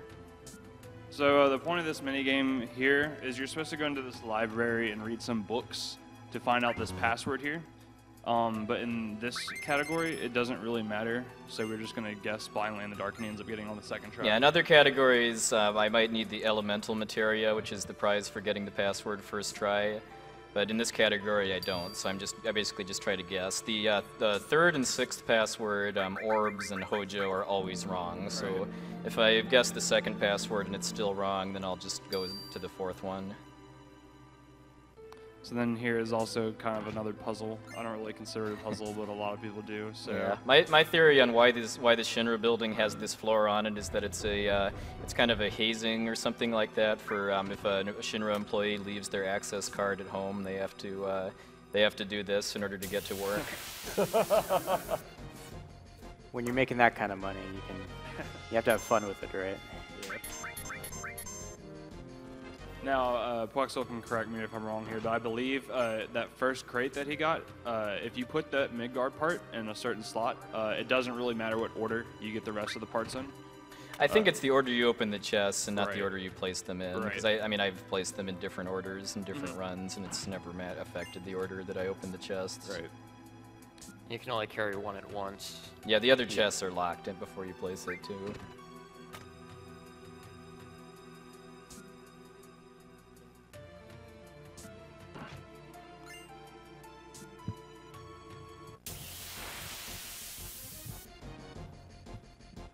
Why there are monsters roaming around this floor too is kind of a mystery. They need to like do city development in this room here. Those monsters running Need to around. bring guards or soldiers. They updated this model really fast after they destroyed Sector Yeah. 7 too, by the way. Reeve doing his job, I guess.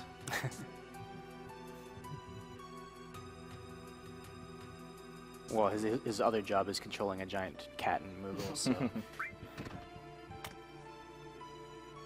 probably has some time on his hands. Spoilers, only not really in this category. We received a $1,250 donation Nice. from our friends at somethingartistic.net. Ooh, nice. Ooh. And it says, gotta help you guys get to that $1 million. Here's another donation, which we must put towards killing those animals and saving those frames. After all, frames are hard to come by, and animals are all over the place. And before the keyboard gets taken away from me, 9 is obviously the best Final Fantasy. We are getting Palmer is awesome, by the way. great hike, great hike. Tra-la-la-la-la.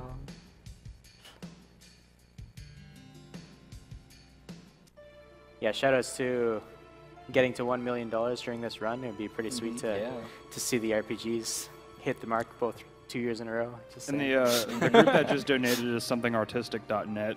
They've made a lot of decals for us at AGDQ this year, and I've personally ordered a couple of them, so I can't wait for those to come in. But yeah, definitely check them out. They've been a huge part of this marathon, so thank you all. What if we do it? What are we going to call it? Oh yeah, it'll be $1 million Omni Slash in this game Yeah. instead of $1 There we million go. Wonder Shot, right? Yeah, Billion, we probably have time for one or two more if you have any. Oh, we've got a bit, pile. some cutscenes to go before more stuff happens. Yeah. Well, that's fantastic because we have a massive pile of donations just chilling here that I will go through several of. I apologize for dangling that preposition. We have $50 from Anonymous. Come on, boys. Obviously, Final Fantasy Dimensions is the best. Save the animals.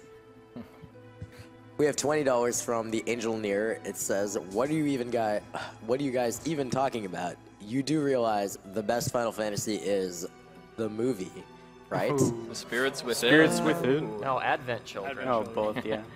there's 2 movies. We have $4 donation from Carlito NSP, and it says, bickering over the favorite Final Fantasy is silly. I disagree, but that's okay. What I'd like to know is this. What is the most unreasonable Final Fantasy game to speedrun? There are a lot of good ones. There's a lot of weird ones. Personally, the one that comes to mind is FF9. There's a battle 9 hours into FF9 where you can just instantly wipe and there's nothing you can do about it. Shoutouts to Death Guys. Death Guys, yeah. Death Guys. Yeah. In fact, I just watched a runner just yesterday that happened to him 9 hours in. It's just that the run isn't that hard, but the RNG in that game is absolutely brutal. It's brutal, yeah. Quexel here has also ran that game as well. Somewhere in someone's chat, Chuckalator has just busted out that Imager link. Yeah, take his bets. Hey, man. Yeah, GIF. Chuckalator, if you're in damage. SGDQ or AGDQ chat right now, please link that GIF. Everyone needs to see that. Also, we have a suggestion from the donation station that says Final Fantasy 12 100% with a big box. Yizmat %. Yeah, not to spoil anything, but there's a runner in the Final Fantasy community who is routing out something called Order of Ambrosia for Final Fantasy 12, which is pretty much getting everything in the game. That would probably be about a 40 to 60 hour RTA. So I don't know when that's coming out, but I do know it's being worked on consistently. So please look out for that because I cannot wait to see that. And then spend a week watching it so you can, you know, not ruin your life. That's not okay. So right here, he's going to put the ATB to wait again to use the ATB wait trick for this next boss fight. And then Village in a few minutes have Red 13's name ready. Yep. Yeah, the other reason to have the wait on is if you get poisoned during this fight. Which is pretty much guaranteed. Yeah, you can, the poison doesn't tick while you're selecting a command or our target. And even if you don't get poisoned, the AI for HO512, which is this boss, its AI says to keep on using poison until everyone's poisoned. So it's pretty much guaranteed to happen. Yeah.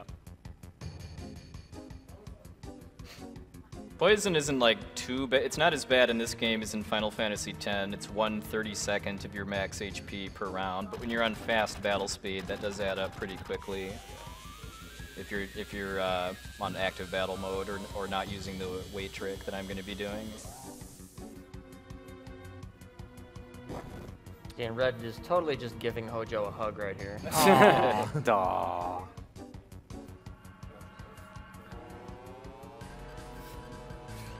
Also, Hojo's not very smart if he thinks just putting 2 things in a room will make them breed. When you're the best of friends. All right, and then the name for Red 13 is? That will be Red DII.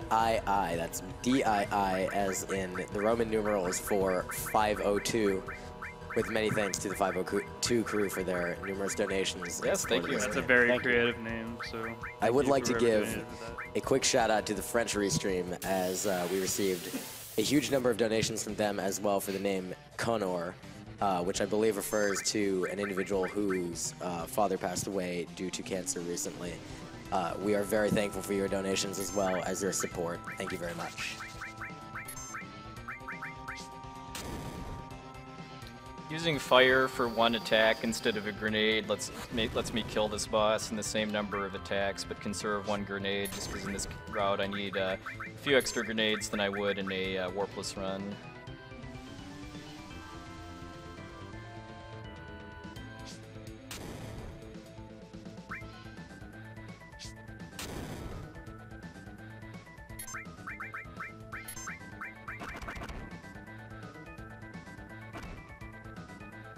And for some reason, the memory cursor doesn't remember targets in this particular battle, so I have to make sure I'm actually selecting the main boss for all of my attacks.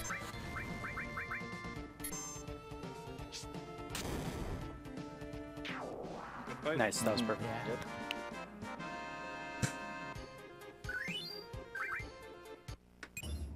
So you do get a lot of accessories from bosses in this section, the Midgard or Shinra Tower, and you're basically just selling them all for money. And he's not even going to bother picking up the enemy skill materia here because he's never going to have a chance to learn anything useful. Yeah, that you want that, and otherwise. Just about Yeah, every yeah. other run, you want that material. Yeah. MVP materia for most other runs. So you just put everyone in the back row here and put the ATB to wait. Active.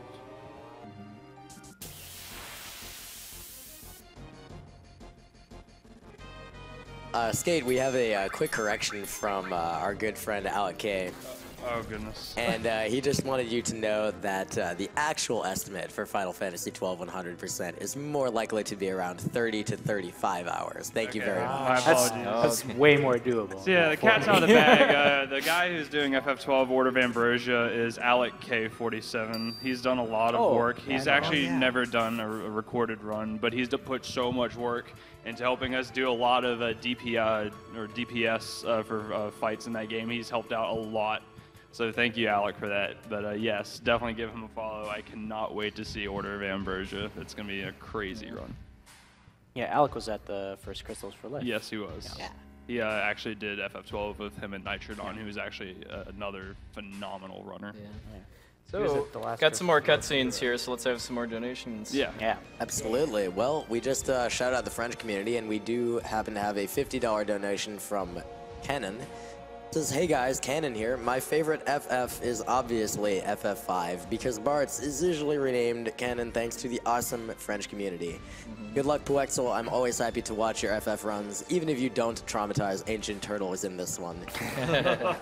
And to Brosensha, I really did reenact the dialogues in My Town with No Name commentaries. Oh, good. Oh yeah, he was telling me before, I'm gonna be commenting on Town with No Name. What should I do? I was like, I don't know, do something.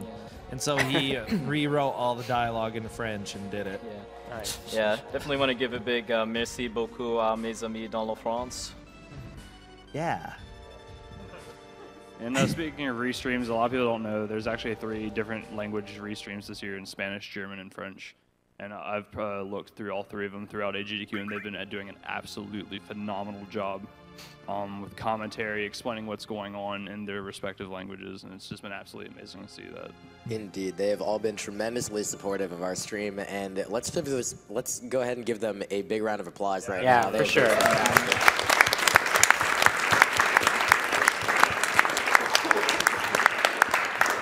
Thank you very much to all our supporters around the world for all of your donations and viewership. We really couldn't do this without you. It's very cool to think that AGDQ has become such a worldwide event now. Yeah. It's From a basement to the world. Yeah.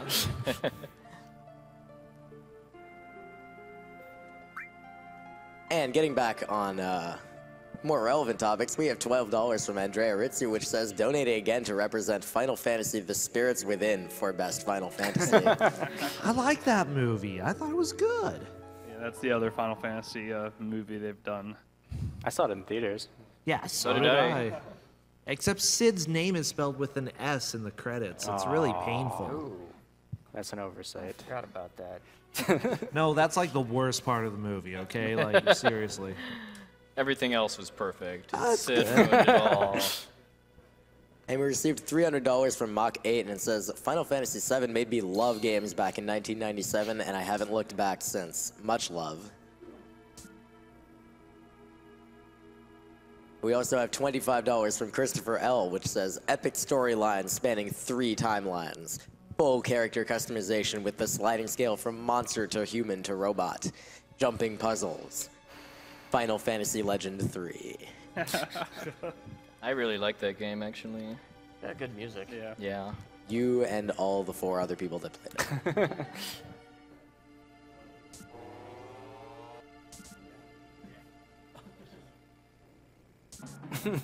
And we received $25 from Avery1, which says, I'd like to say that Final Fantasy VIII is my favorite FF because none of the other games I've played can match the incomprehensibility of the plot and Space Witches. Also, Triple Triad is one of the best FF minigames ever. Thanks for the run, and thanks for making sure we had the proper music. I might not have been able to deal with the general MIDI version. Yeah, speaking of Triple Triad and Final Fantasy VIII, we were talking earlier about how routes in Final Fantasy games are being changed all the time. During AGDQ, a runner in Japan actually figured out that not necessarily in real time, but there is a way where you can luck manipulate cards, which is something that the FF8 community I know for a long time has been wanting to do, because it's an RNG element in about an hour and a half in the run that can really just end the run just because you're getting bad luck. So that's just a really good example of how just daily things that either segmented strats, RTA strats, or task strats, they're always being found out. So it's one of my reasons why I absolutely love the Final Fantasy speedrunning community.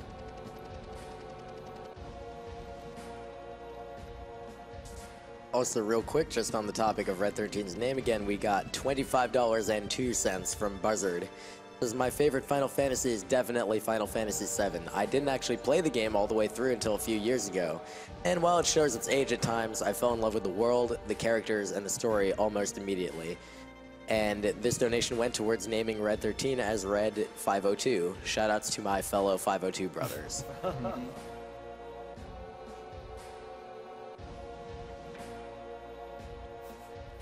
Quick, surround him and kill him. We're pretty much going into the end of Midgar boss gauntlet now after this cutscene here. Basically, all of these characters have to fight at least one boss. We start with Aerith, Red, and Barrett fighting two bosses on an elevator. Then Cloud has to fight Rufus, and then characters you choose get to fight Motorball. And then the fun starts. Yep. Actually, not right. Not right then.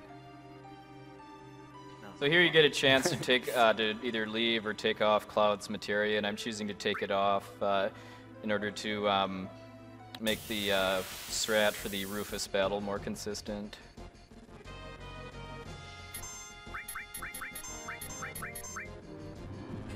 We received $5 from Shy Ranger, which says, hey Vulgin, you said you'd only read the real Final Fantasy donations, and yet you're reading all the ones for FF7. Wow. Just kidding. Well, that's a pretty weak JK at the end there, I don't know. So this is a pretty straightforward battle here. I'm just going to spam grenades, but I am going to try to use either Barrett or Red's limit to finish off Heligunner, the second form, because that'll let me save a grenade for later use and also skip one of its attacks. This is another example of where grenades, as a speedrun or a casual player, comes in handy, because I remember doing this fight as a child, and the only character here that can actually attack long range is Barrett, and I had no materia or anything on Aerith and Red. So I really only had one character that could attack here, and I didn't have a save, so I had to restart the game. So I still remember that. Yeah. You can also use limits to attack long Yeah, range. Sledgehammer. Sledgehammer hits him.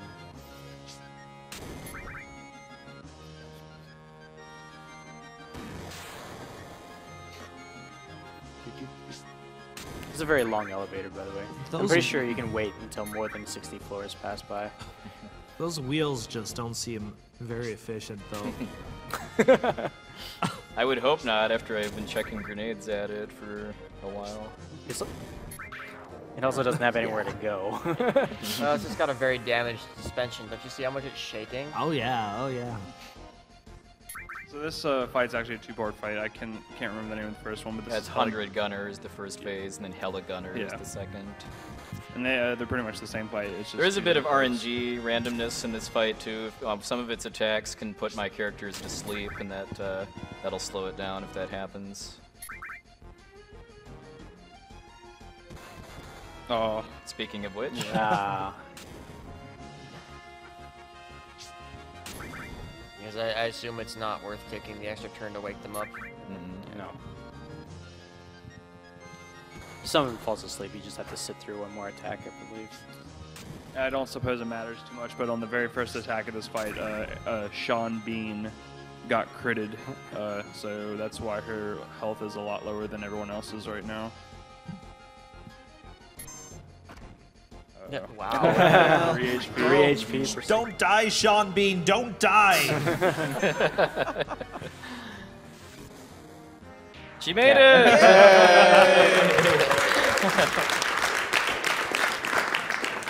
Also, a drill to the head woke her up. What? I would hope so.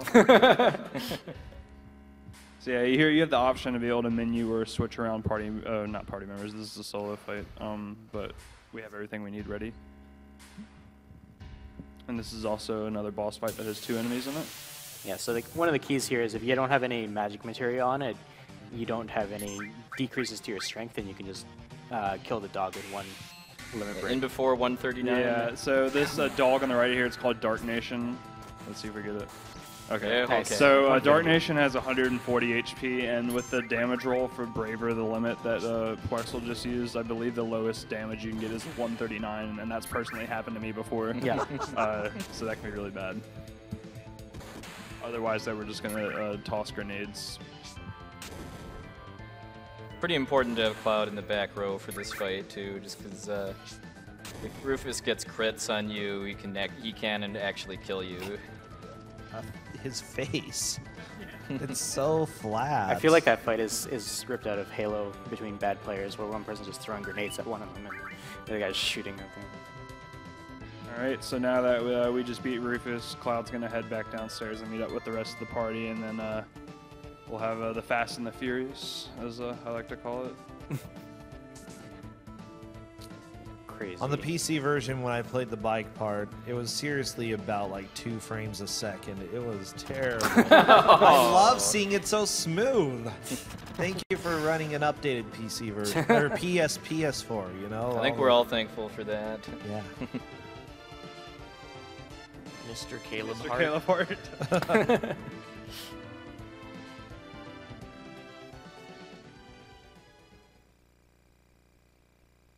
The music for this next part could not have a more fitting name, Crazy Motorcycle. Now, the biggest strat during this part has to deal with the kind of motorcyclists who show up. You want to have red ones because they're chickens. They just sort of stick in the back. The yellows and the blues are a little bit more aggressive. The sooner that he gets all reds, the easier it becomes. Yeah, all you have to do is swing, and they won't even because the red bikes have a pretty passive AI, so you'll see when I get it set up that I have a means of getting, well, assuming I do get it set up. There have been runs where I've made it all the way to the end without ever actually getting 3 red bikes on screen. It doesn't really save any time to get 3 red bikes, but it's a little bit safer because any damage that is done to you from the motorcycles in this car chase decreases your HP values for the next fight. Yeah, it's not really much of a big deal with the strats I'm going to be using, but it could make it a little scarier depending on what happens. Probably a good time to read donations during most Yeah. of that. It's basically an auto scroller. Otherwise, Puexel's just doing a menu here to set up for the boss fight. Yeah, because I wanted Cloud to have all of my magic materia to raise his magic stat, just so that his bolt spell does more damage to the boss. All right. There's one. Well, we have a couple donations from people trying to encourage others to donate. We've got $10 from Sam Kablam. Says, hey, fellow viewers, let's make a survey donation. Donate a number of dollars equal to the sequel number of your favorite Final Fantasy game. I'm giving $10 because FF10 was my first real foray into JRPGs, and it will always have a place in my heart. Keep up the great runs, and let's overkill cancer. Yeah, Puexel got 3 red bikes here pretty quickly, especially for this version of the game. So all he has to do is keep swinging, and then he doesn't have to do anything Yeah, else. I do need to make sure I stay in the middle of the highway, or else they do catch up. But yeah, if I'm in the middle of the highway, and it doesn't even matter which direction I'm swinging my sword, if I'm just swinging it, they know what's good for them and stay away from me. yeah, Village, you can probably read a couple more. We also have $5 from Captain Ahab, and it says, it's not a lot, but this is the only $5 I have to spare right now. Please give shoutouts to the 22 people on Brocraft watching. I'm putting them on the spot to donate with me. Also killing animals. What's this? We have $25 from Advocate of the Dark Chocobo. It says, the time of judgment is coming. My master will return one day to ruin the world of Vision. Keep up the good work, Puexel. Good luck with this run. The donation is for the best announcer in the world, Brarsentia. Thanks. I don't disagree. I just yell a bunch. That's basically all I do. That's basically what you need to do. We have $10 from Nanaki. It says, me and my fiance are arguing about which is better, 7 or 9. Here's some money to strengthen my case. 7 is the best. No other Final Fantasy has an oversized double-agent Moogle robot carrying a cat with a megaphone. How would you top that? Yeah. All right, so that's it for the motorcycle auto-scroller. Now I actually fight the final boss of Midgar, Motorball. It follows a completely fixed attack pattern, and it doesn't use its most dangerous attack until it's I want to say 7 rounds, and it should be dead long before then. But I'm gonna try to kill it one full round before it would do rolling fire, which is its ultimate attack. One quick note. This battle is an auto back attack, so Bucks will put all his party members in the front row so that they take less damage from the initial hit and from any physical attacks that he does. So yeah, Cloud's going to be doing most of the work on this fight. Even though we do have grenades, Cloud has the bolt materia, which this boss is weak to lightning elemental damage. So that's why Cloud's going to be doing most of the damage in this fight. That's why I gave him all of my magic spell materia too, even though I'm casting his bolts, because every green materia that I have at this point raises Cloud's magic stat by 1. Right. Which may not sound like a lot, but it does. Yeah, doing that generally increases the amount of damage each bolt does by about 20, which definitely adds up.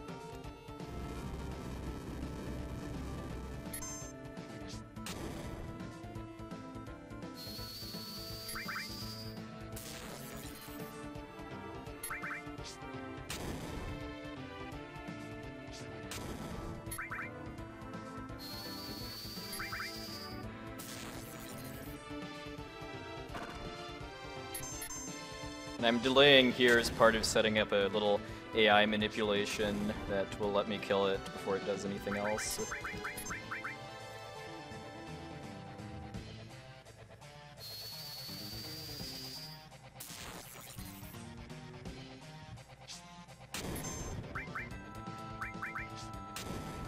There we go. Nice. Very nice.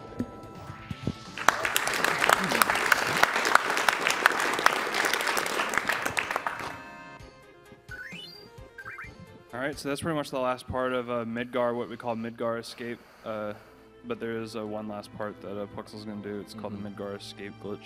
Yep. Saves about. This is the only paralysis dodge skip that I'm going to do in this run today, and I'm basically going to be trying to talk to Barrett on the same step that I bump into the event barrier around Midgar. And if I do that properly, it lets me skip about a 40-second cutscene.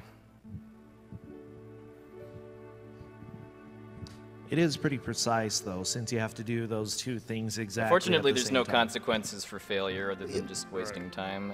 There is consequences for messing up, though, at least on the console version. If you select the wrong option, the game will soft lock, which has happened to me. There you go. There you go. Try.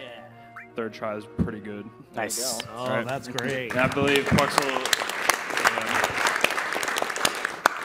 So Puxel's going to save here. There's a very small chance that on the way to Calm, the next area we're going to, that you get a pincer attack. Could I get a time check, by the way? You had a 1:46:35. Wow, that's pretty Yeah, good that's for a very marathon good Midgar route. escape. Yeah. And no encounters there, so Yeah, that's really good. so encounters on the world map work differently from in dungeon type areas in this game. They use a different system that's a lot more random, just because it's based on your in-game timer value at the time, which changes. It actually changes every it's every full second of the in-game timers. So there is a little bit of manipulation that's known for it, but it's pretty difficult and usually involves having to look at the timer and wait for it to roll over a certain value. And here it would not be worth doing it too. You'd basically just go for Calm and hope you don't get into a battle before you get there. Alright, so the next about 20 minutes or so is the Calm flashback, which is we're gonna get a lot of good donation comments read out during that, but I'll just kick it off by saying that after this cutscene here, we're going to be fighting a dragon with young Cloud and Sephiroth. Young Cloud is only level 1, actually. He has completely different stats and equipment from the Cloud I normally have. Oh, that's poor squats, Cloud. Should have been watching Caleb earlier. Shows what's done. And as you can see here in this this car, Sephiroth has just kind of like an O on his face. It's only in the PC version. Usually in the console version, he just has no face. But they thought that was the best phase to have here. Yeah. So anyway, the dragon fight is scripted. I mean, Sephiroth has to attack the dragon twice, but there is some. I can lose a bit of time here because of bad luck. Because if the dragon kills Cloud, which he will if he attacks him, there's a bit of a chance that Sephiroth, excuse me, will cast Life 2 on him instead of. We'll see what happens. We don't want life. Like that. Oh. Yeah. So this is just. I don't know the exact time, but I'm just losing a few seconds here just purely because of bad luck. It's not possible to lose this fight just because Sephiroth is actually completely invincible. No. By the way, my PB for this is 3. Go. Okay, there we go. 3 Life 2s is my PB for this fight. One of those things that are just out of your control. Well, dragons do have wings, so that does make them birds by extension. All right, are we ready for a marathon of donation comments? Oh, yes. Oh, yeah. We've got them. They're coming fast and furious, as Skate just mentioned. We have a $200 donation call from Anonymous that just says, kill them. The animals, that is. And just as an update on that bidding war for Super Metroid, which is going to be about an hour after this game, most likely. The current totals are Save the Animals, $73,153.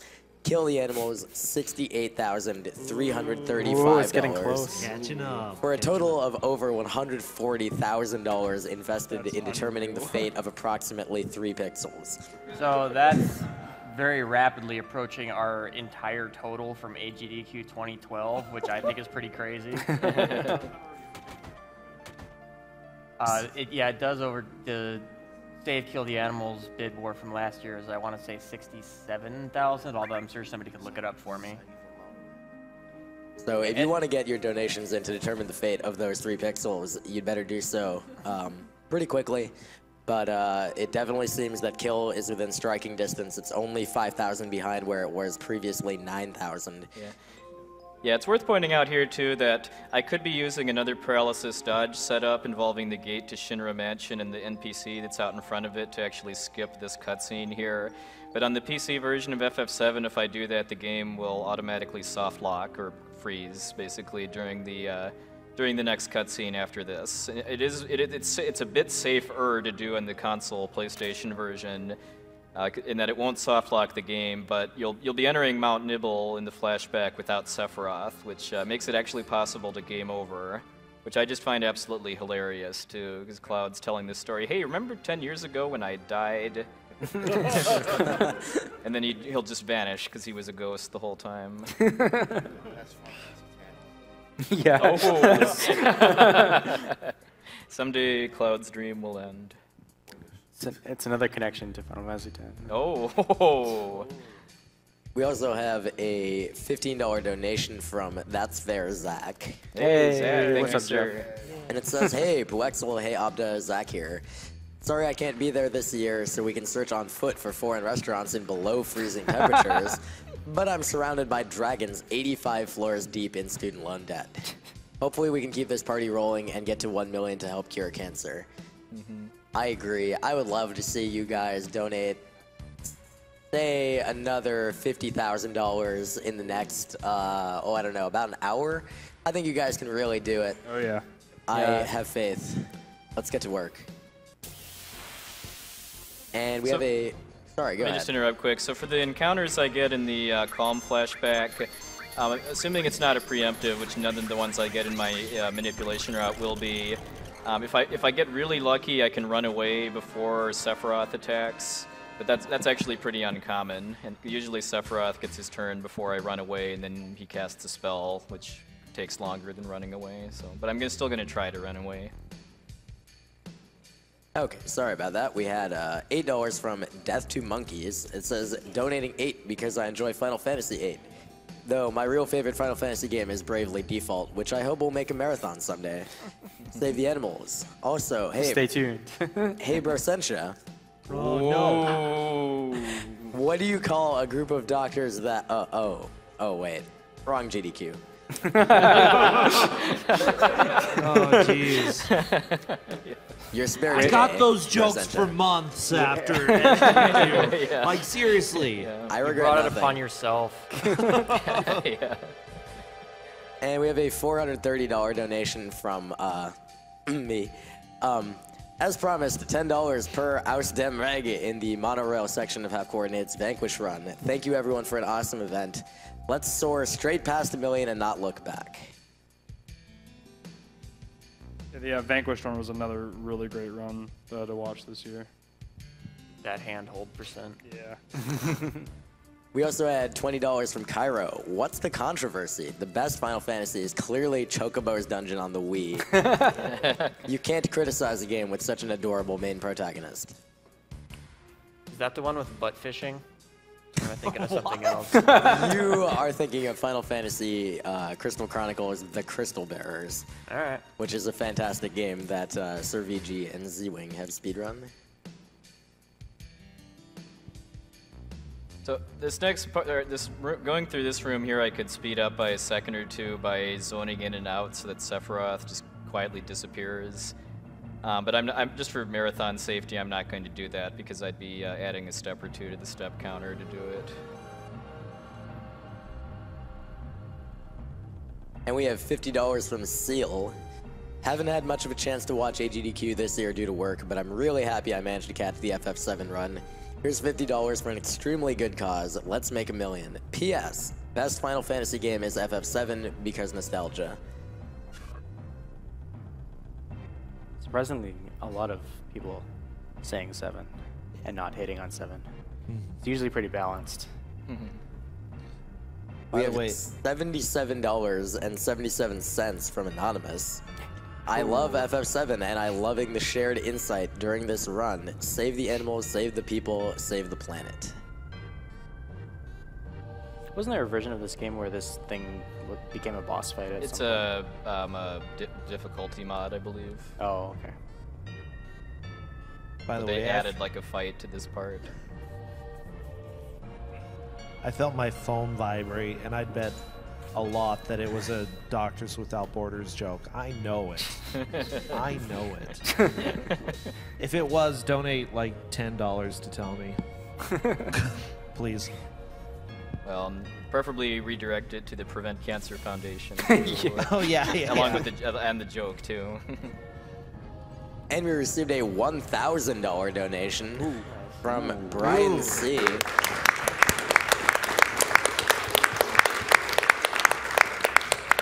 Thank you very much. It says, I loved this game when I was a kid, but I got chicken when I got to the final dungeon. I'm looking forward to see you blow the whole thing out of the water. Whether we choose to save or kill the animals, the real winner here is the PCF. In the spirit of competition, let's help close the gap by putting this towards killing the animals. Good man. Hey, I get to do something now. Okay, we're done.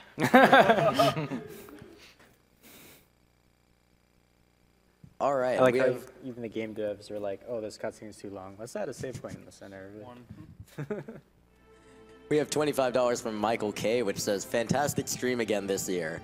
Love to see everyone coming together to spread the word about cancer prevention. While it's clear that Final Fantasy VI is the best in the series, I have a question. What is the longest any percent of a Final Fantasy game at the moment? The longest any percent of a Final Fantasy right now is absolutely Final Fantasy X, and that is because there are no cutscene skips. Everyone in the Final Fantasy community was very much so hoping that the 10.10.2 remaster would have cutscene skips, and unfortunately there isn't. So it does still stand as the longest any percent run at, I believe Karn V still has the world record on the PS2 at 10 hours and 22 minutes. Wow. He's, again, Karn V Which is like an hour faster than the record was. Yeah. Like a year or two ago, too. Karn V is still one of the best out there, so definitely give him a follow if you haven't already.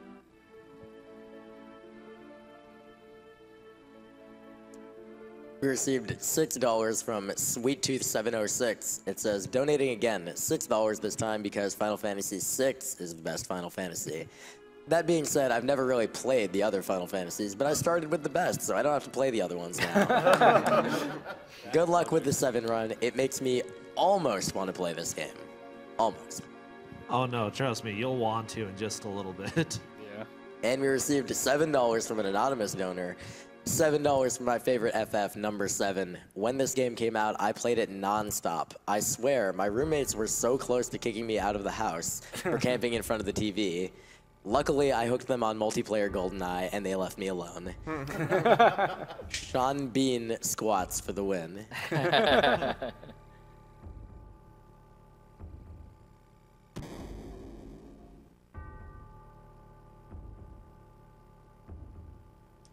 And we received $51.32 from an anonymous donor. It says, I think you'll agree that 13-2 is the best Final Fantasy. Get it? Yeah, just I got let it. sink in real quick. Great FF7 run so far, though. Keep up the good work and kill those animals. So yeah, pretty much this part of the run here, to kind of sum it up, because it's kind of lengthy. They're trying to, Sephiroth here ends up being the main antagonist in this game, and it's because of this event right here. He starts figuring out that, like, himself really has pretty much been a lie his whole life. He's not just a normal human, and he's not even more than a normal human either. He ends up being something a little bit more than that. That's pretty much what this event here depicts. For those of you that don't know, there's actually 2 other major prequels and sequels to this game called Crisis Core Final Fantasy VII and Dirge of Cerberus Final Fantasy VII. Crisis Core especially does a really good job of depicting everything that happened before this game, including this event. So if you've ever wondered kind of what's going on, especially in this part of the run, that'd be a really good game to play as well.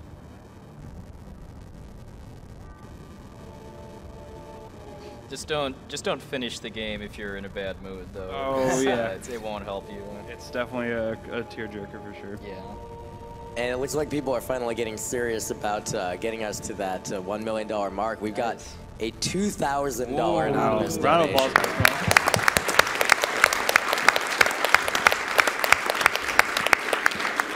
Sephiroth's happy too. He's just having trouble expressing himself. And it simply says, please put this towards getting closer to $1 million and also killing the animals. Yeah. He's got to be close now, yeah. And we received $9 from Cassie22. I'm donating $9 because Final Fantasy IX is clearly the best. I felt more about VII and his existential crisis than I have for any fictional character.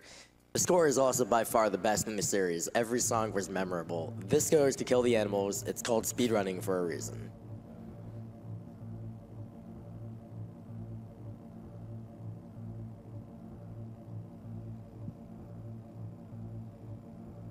And we have Almost done with the flashback. We just got one more main cutscene to go. Oh, you're saying I might have to stop reading donations?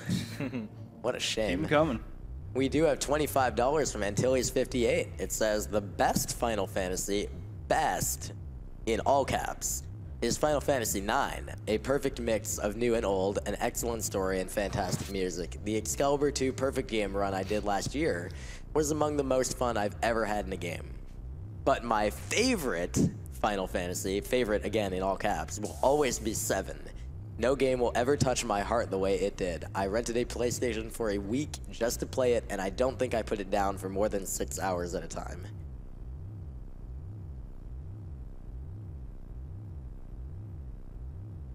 And That sounds about like my life after I first got this, too. Yeah. Yeah. I had to borrow a PlayStation from a friend in order to actually play it before I got my own. I did actually, at one point, spend an entire night not sleeping, just playing Final Fantasy VII, and I wasn't even progressing the plot. I was just leveling up in the forest outside of Junon Harbor, learning limit breaks. I had to restart this game several times. My dad thought that the way to fix a registry error was to reformat the hard drive. Oh. And so every time Dad we got sent ya, registered. please. Oh my gosh, yeah. I got to the final boss. Yeah, let's go ahead and reformat the hard drive. It's great. He was trying to protect you from the terrible MIDI version of One Winged Angel, probably. People with phones want to pull up the lyrics to One Winged Angel and sing along when I get there too. That'd be definitely welcome. We're gonna slaughter the Latin. My Latin.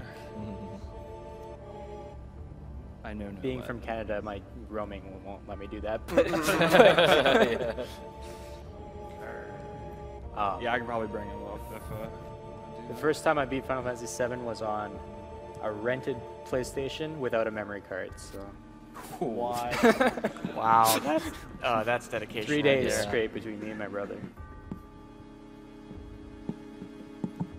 I think Reign of Soten had the same issue. We have a $25 donation from Kevin Vongmani. I do apologize if I butchered your name. It says, the plot and soundtrack supersedes any game made prior and sets the standard for any games created after and for more future games to come. Final Fantasy X-2 is sincerely the best game. Thanks to all for such a great week. I woke up super early from Australia to make sure I could catch the whole FF7 run.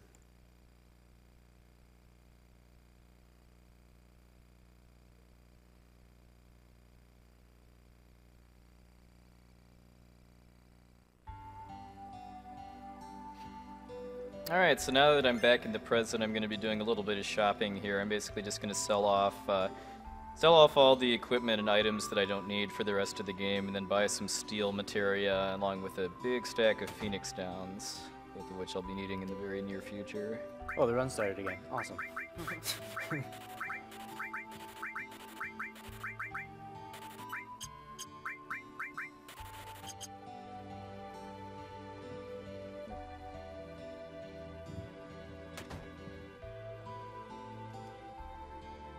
Just because we have so many donations coming in, I'm going to get one more before I let you have free reign.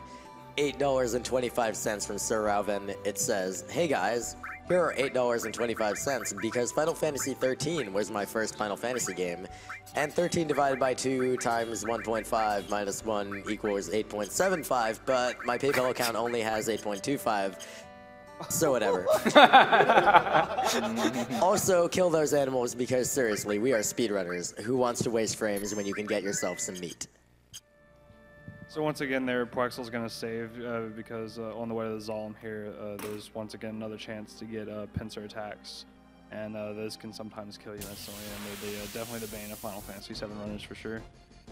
He got an encounter here, but it looks like he's going to be able to get away from it. It is a back attack. It's a back attack, but that's not as dangerous because he doesn't have to kill anything to run away from it. And then coming up here, Poexel can probably explain a little bit more, but this is called the Midgar Zalem skip. The runner we were talking about earlier, Cart 7, found this strat, and it's a strat used by every single runner of this game, no If I matter hadn't what gotten a category fight you're here, that running. would have been a really good starting pattern. Yeah.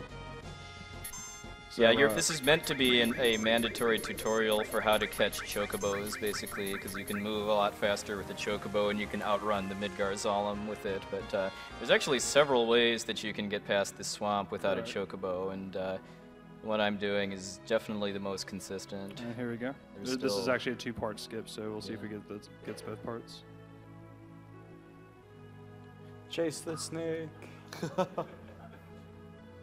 All right, so that's the first part there. He actually skips the snake itself, and there's also a cutscene skip here that he's going to try to skip.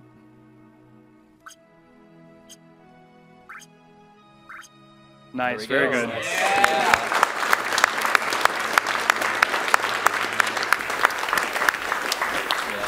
Skipping the Zalem is a much bigger deal than skipping the cutscene, but we take everything we can. So yeah, as it was probably kind of obvious, I was basically just opening and closing the menu and then moving while the screen was still drawing, and then as long as I crossed the kind of trigger zone for loading the cutscene where you find out that Sephiroth has already killed Midgar Zalem and gotten ahead of you, as long as you're kind of coming in and out of the menu at that point, you can just walk right through without actually triggering the cutscene.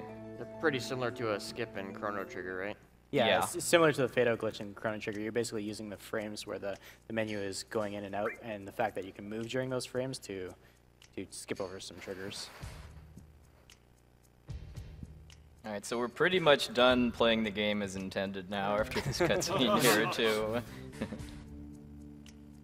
Now things just get strange. Yep. Yep.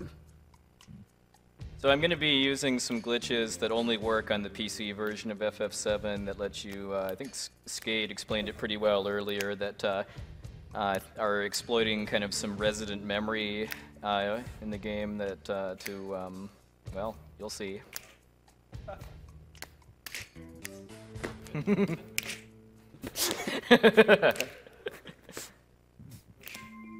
Okay. Great job, guys.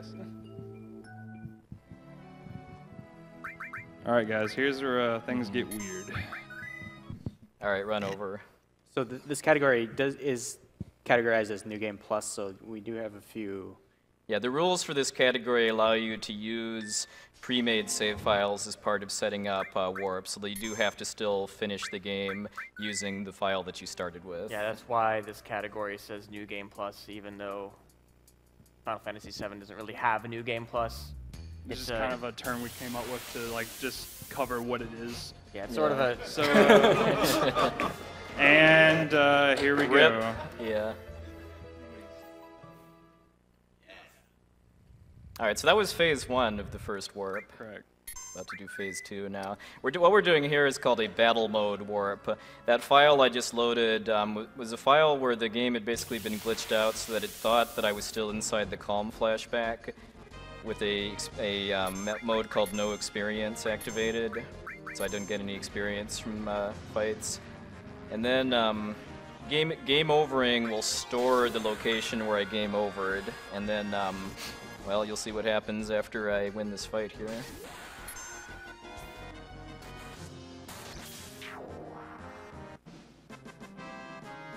Because the game is still in no experience mode, I don't get anything. But hey, now I'm on the far side of Mount Nibble, so I just skipped like probably like 2.5 hours Something or like so that. of the game. Yeah. And the only reason to go over here. We're just getting started though. Yeah. And like I said before, the reason that it's pretty much called a kernel, the reason that kernel is saved there for the battle mode is, like I said before, in the PC version, none of the memory is overwritten during the game. So it can remember that. In the console version, it doesn't save that memory. So that's why we can only do this on the PC version and not the console version. So now it might seem weird that we're here at what most people know as the end of the game. But this is where just everything gets started. I promise this run's going to get nuts. Having a party that's completely dead is actually just a matter of using the PHS to swap characters around.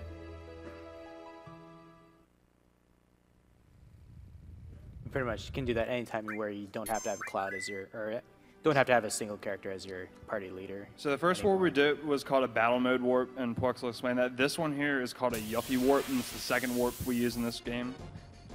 Pretty much what happens is if you die in this game, and the very first encounter that you get is Yuffie, and you kill her, you will see what happens. But that is what a Yuffie warp is, and that was discovered by a Neo Heart, I believe, on accident. And the battle mode warp was found by Zero Kindness. They're both amazing runners of Final Fantasy VII. Definitely give them follows. Ribbit. Aww. This is pretty Frog bad person. luck too. Yeah. All right, frog kite through. And here we go. Yay! Now we're at the end of the game. Yep. Now we're in the northern crater at level 11, I want to for say. Cloud, yeah. A little bit scary while we're here. We have to go down a bit first and then leave. Yeah, so worth pointing out here is that Kate Sith is supposed to be standing here, but you've never actually seen him in the game, and I believe his character data is currently held by Young Cloud. Yep. That's So- why it said Fairdy again when when it was time to choose what direction Kate Sith went, because it still had Cloud's name set for that character, and it doesn't actually, I believe it doesn't actually get changed until you name Kate Sith when you go to the Gold Saucer. Yeah, so that's why one of those pauses was there, because that's when Kate Sith would be running off screen, but his model isn't loaded, so you can't see him. Sid gets his own character slot, so he's just fine. Yeah. But you don't get to name him. As a note, the characters are a little underleveled right now. Just a bit. Yeah. And because of that, there's no way that he can beat Sephiroth.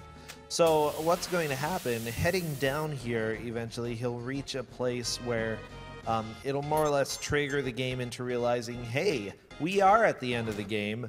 Let's go ahead and set the rest of the world so that we're at the end of the game. And that'll allow him to leave and do some other things, which you'll see in a little bit. Yeah, and pausing the game during that fight was a trick to basically kind of let me build my runaway gauge a little faster and help me run away before the enemy would get another turn. Another strat developed by Zero Kainos as part of the route for this category. There are quite a few enemies down here that are pretty dangerous. The whole reason one of the biggest reasons he's been using this like step count manipulation in the earlier parts of the game is to manipulate which encounters he gets in the craters so that he can actually not die. Right, and most of these, I'm pretty sure all of these enemies actually will one-shot you. So With any if they attack. have like multiple, they have full party attacks, you'll just die. Yeah, like there's an enemy here called an armored golem, which has I think multiple all-targeting attacks. So if I run into that monster, that's a very high likelihood of a game over, then a real game over. So a big part of my manipulation route I was doing in Midgar was to just to avoid getting that particular fight, along with back attacks by parasites, which is the other most dangerous kind of encounter I can get. So he just got a speed source from Sid, which is going to be very important coming up here in a minute. Or, Also well, the not a missteel that he added. Yeah, the missteel is also very important. Missteel for best armor in A. Yeah, it allows you to dodge many of the attacks. Is it 50%? I believe it's 50% for evading any kind of attack that's not undodgeable. And I know I've talked with Parksel a few times before this run. I'm sure he would agree that this is probably the most dangerous part of this run. Oh, yes, by far, by far, yeah. The step manipulation here has to be pretty precise in order to make sure we get the encounters that he expects. Because with the encounters that we expect, it's not 100% safe, but it's pretty much as safe as it's going to get in terms of surviving through this. So we can hope that he gets this right. It's going pretty good so far. Yeah, absolutely. The most dangerous fight is coming up, I think, in the next couple screens. It's 3 screens after this one. Yeah. This one's actually a little dangerous too, because it's going to be a back attack by an Araman, also known as an Alamanya in this translation for some Floating eye. reason. Miss, nice. No, it's the missteel at work right there. Oh. Okay, there we go. We got out. They got lucky and then unlucky because ideally he only wants to get attacked once, but But the first one was a miss, so it was okay.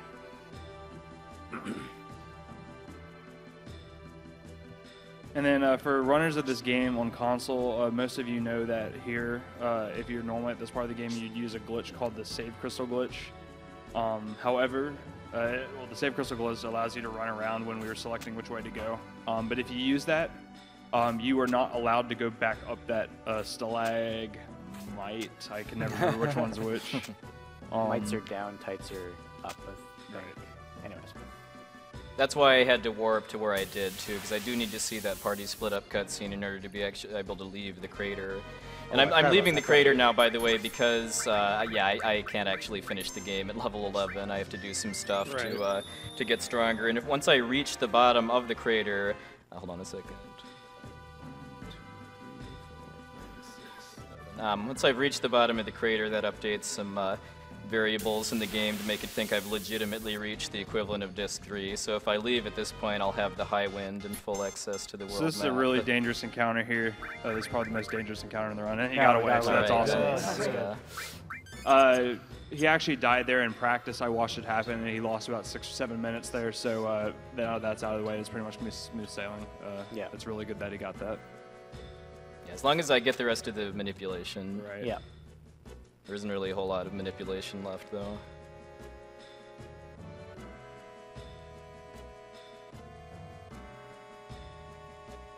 Unfortunately, if I did die, that would not mean the run is over. I would just have to basically load my save that I made before doing the Yuffie warp and set it up again. A death in the crater is generally about a 5 to 6 minute loss. Fortunately, this encounter is a complete gimme, too, because these gargoyles spend their first turn depetrifying themselves before they actually do anything.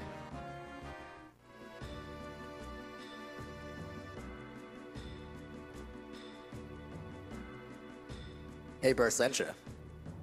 What? What do you call a group of people dedicated to stopping the spread of ballet? The spread of what? Ballet. Ballet?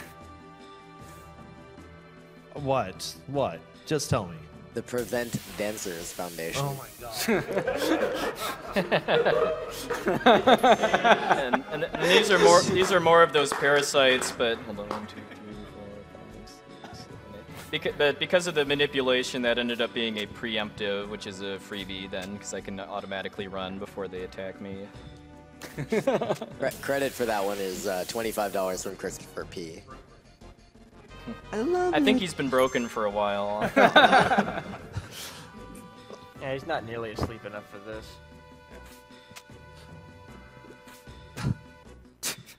Nope. Echoes of SGDQ. Oh yeah, oh my gosh, that music during SGDQ though, I almost fell off the couch. It was terrible. Also, we had $250 from Damien P. Perfect crater That manipulation. was absolutely perfect.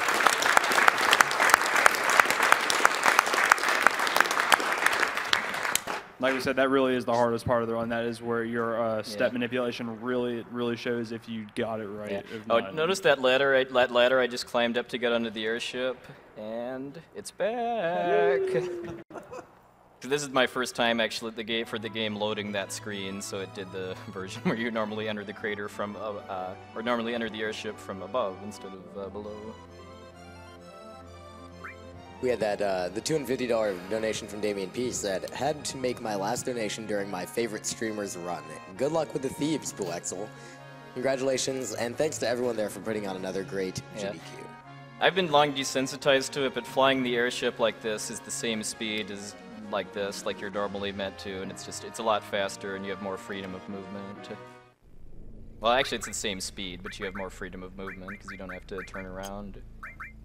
Yes. So the first thing we're gonna do here when we get outside the crater is fight Ultima Weapon, who should have been fought once before in Medial during the storyline, but because that didn't happen, his HP is a little bit bugged out. Yeah, Ultima Weapon actually has 0 hit points at this point. Unfortunately, he doesn't die immediately. You have to... Yeah, you do have to reduce his HP from a positive number to 0 to actually kill him. So what I'm going to do is be a friend here and give him a potion. So now he now has 100 hit points. And I've got a grenade left. Yeah. And you saved it there because...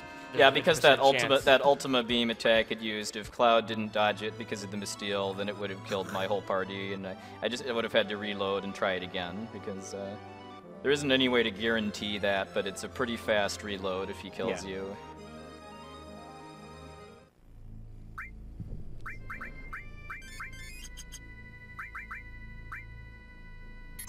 Remind me why it is that you resurrect your... So he has more targets if he does a single targeting attack. Okay.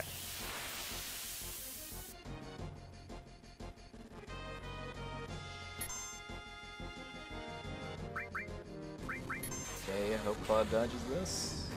Which he didn't. Oh. Okay. So yeah, that's... Alright, on to the next game. Yeah. Super Metroid win. Yeah.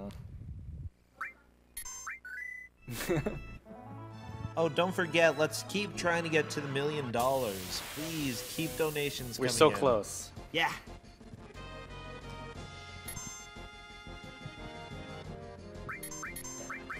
Getting kind of bad luck on this second fight. Oh. Yes. Ultima has 2 different types of attacks you can use on the first turn. A single target shot and then the one that hits everyone. It has about 50% chance of hitting Cloud either way. If he shoots a attack that hits Cloud, and kills the other 2 members though, he also has a chance of using Shadow Flare on Cloud and killing him with that. Yeah, because he always does Shadow Flare as a death counter. Yeah, there we go. Right, but not over yet. He still needs to dodge yeah, Shadow what I was talking Flare. about. Because that's why I really don't want him to use Ultima Beam in the second fight, because then Cloud has to dodge Shadow Flare. Miss. Miss. Yeah! Yeah!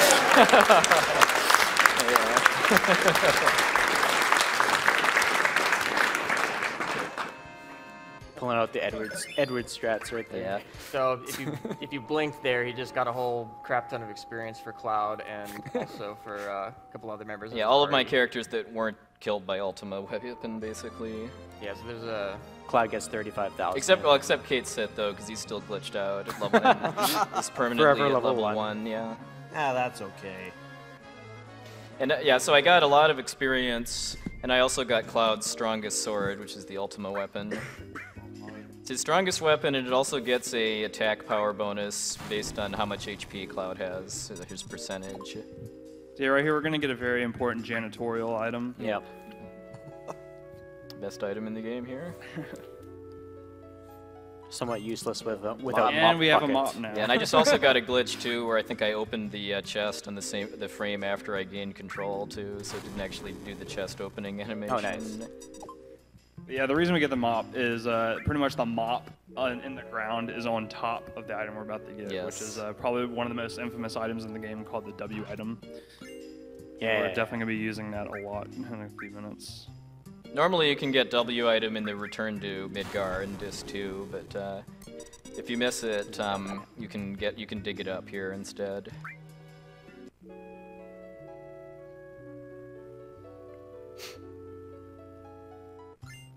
There we go. And then we got the key to Sector 5. And just gonna buy a few things. Sorry, Mop.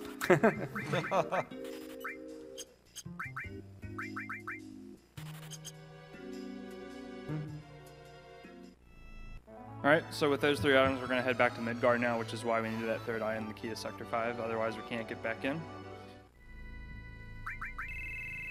And like we said before, we got to Sephiroth earlier. We could have fought the last 3 bosses in the game, but there's no way we would have been able to survive. So what Puxel's about to do here is compensating for that, and it's called source duping. You can see in his inventory right now he has a power source and a speed source. And using one of those items we just got from Bone Village, we're going to be getting a lot of those. But it does take some concentration. Yeah, a Saurus is an item that permanently raises one of your stats by 1. Pretty useful, but even more useful when you have a lot of them. Yeah, right. Normally you can't duplicate them, but he's about to do something that lets you do that. Yeah, because there's a very well-known glitch in the game called the W item duplication glitch, which normally in its basic form lets you basically get up to 99 of any kind of battle consumable item. But because you can't use sources during battle, I have to do something a little more complicated in order to duplicate them. And this is also luck-based here, the way he's going to do this. This isn't guaranteed every time, so hopefully he can get it. We're going to have to do this 3 times. And what he needs here is he needs to have one of those sources stolen in order for it to be able to be duplicated. Otherwise, you can't, because you can't normally use sources during battle. So if one of these thieves here don't steal a source, he's going to have to reset. That's why he saved outside. So yeah, he didn't get one. Yeah, I get 1 chance per thief to have them steal one of my sources, which at this point is a 50-50 shot, because I have a total of 4 items that are possible to be stolen. Potion, Phoenix Down, Power Source, and Speed Source. And then I get 1 chance per thief to for them to steal one of my sources, so I can start setting up the duplication glitch. But if both of them choose poorly, then, if one of them chooses poorly, then I kill it to get the item back and then use a Phoenix Down to revive it, because one of them still needs to be alive when I'm doing the duping. Plus, I'm just a swell guy and want to give them a chance to You'll revive leave a their thief, lives, but you won't revive Ares. leave their life of crime.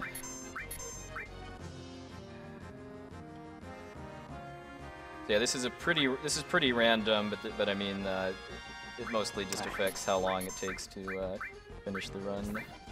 They both stole, yeah. Jeez. Marathon luck. Yep. Mr. MV, are you watching? Yeah. We have a quick moment. I'd like to give an update on Save versus Kill the Animals. Yeah. So this bidding war has just surpassed $150,000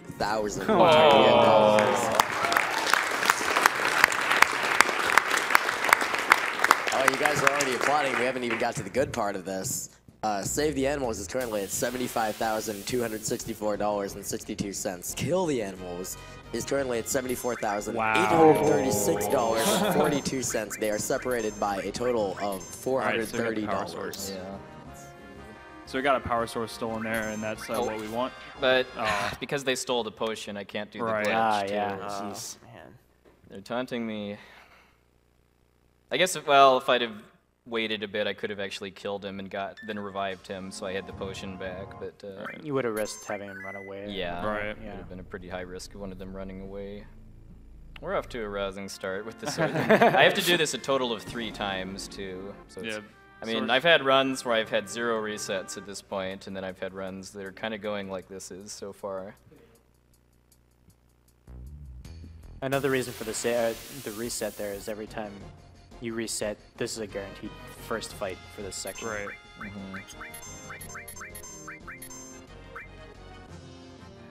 Yeah.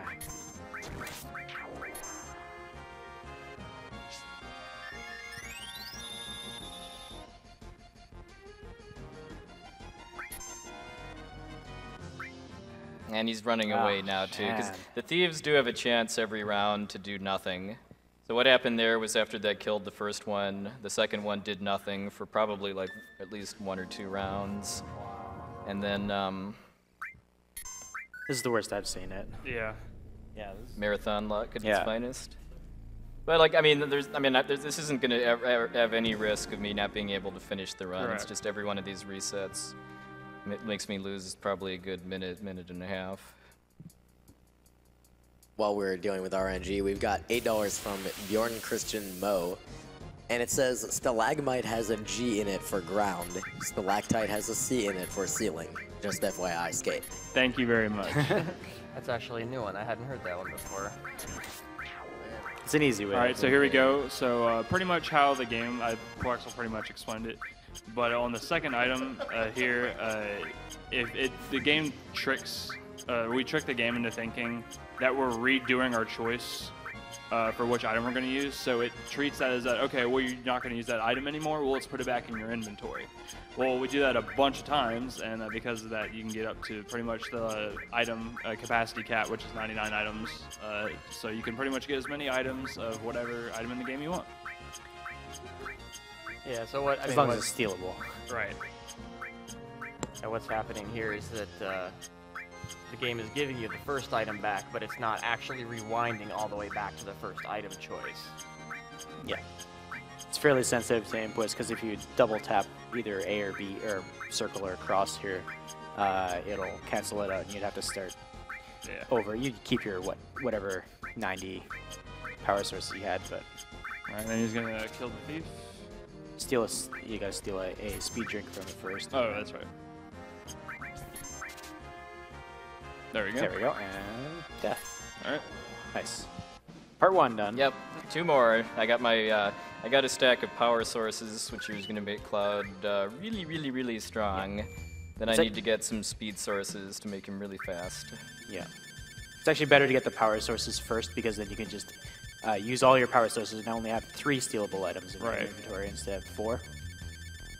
If you do speed, we need 2 stacks of speed sources. So if you get the speed source first, it'll be a little bit harder to get the second. I mean, the same, not easier to get the second stack. Yeah, because I can manipulate getting the same thieves fight every time by resetting in between attempts, but I have 0 control over what items they steal from me. All right.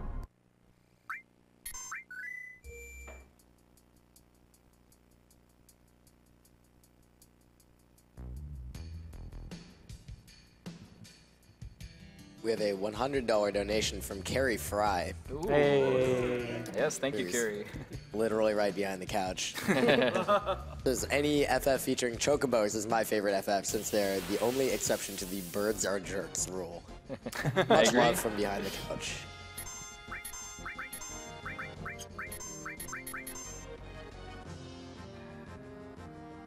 Pretty sure both of them just did nothing there. Yeah.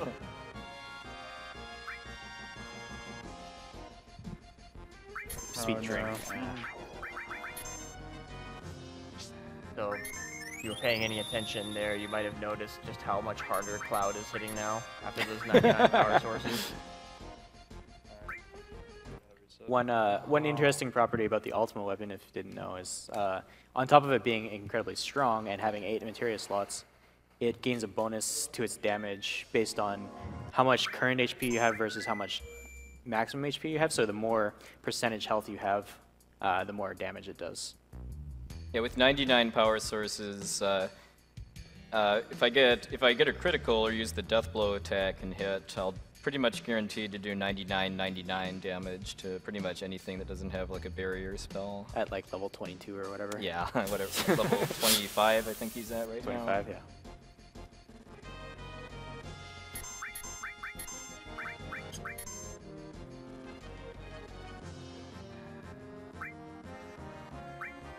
Yeah. I keep seeing speed. And Yeah.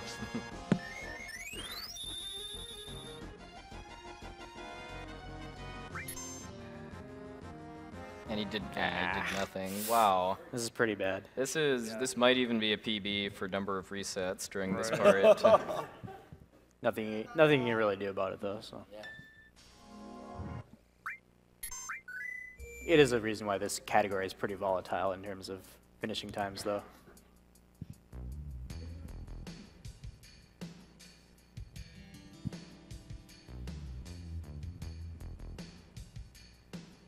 So only 2 more successful dupes to go, both for speed sources.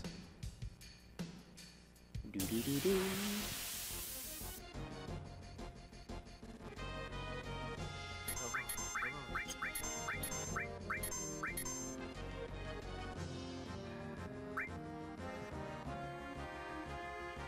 Speed source. Yeah.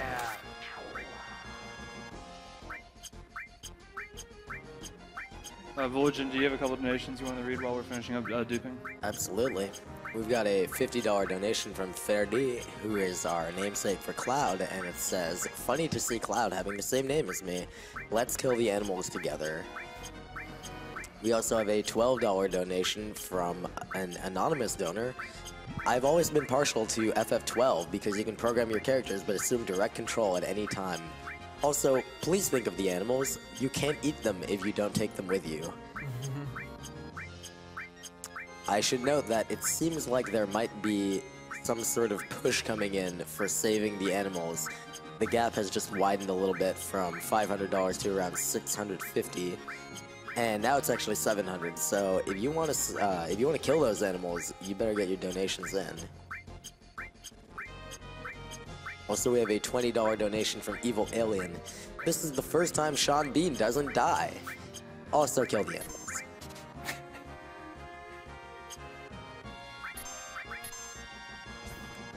Give me that back. Nice. 2/3 done now.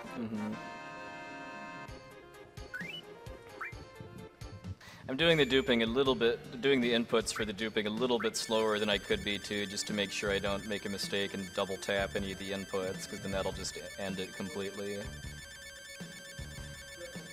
And I'm stealing these speed drinks in order to set up doing the glitch again. Yeah, and the subtle thing there is definitely important to make sure you leave one speed source so you're able to dupe it again. With the power source, we only dupe them one time, so you can just use all 99 of them. Yep, now this will be the last set of grinding in order to get speed sources, and then Cloud will be pretty fast at that point. Pretty fast. Basically faster than the game can even keep up with in some regards. This is going to be the encounter right here. I'm just calling it. Just calling it. Miss worked, right? And we have a $100 donation from Legion that says, "Shinra was hosting a marathon for the Make-A-Wish Foundation. Oh. But things got complicated. Instead, I'll chip in to help fight cancer by killing the animals, of course." Yeah.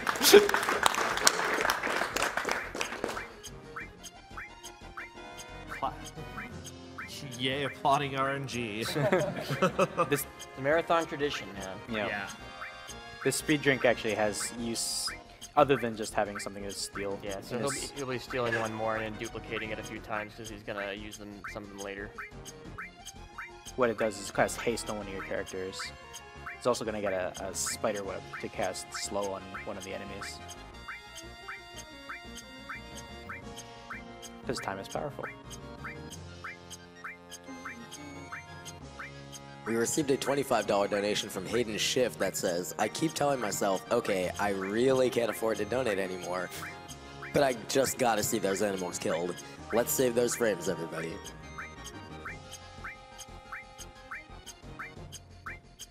And we have a $20 donation from an anonymous donor that says, can we get to $777,777.77 raised before the FF7 run ends?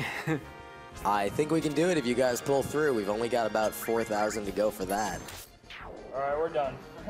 Yay!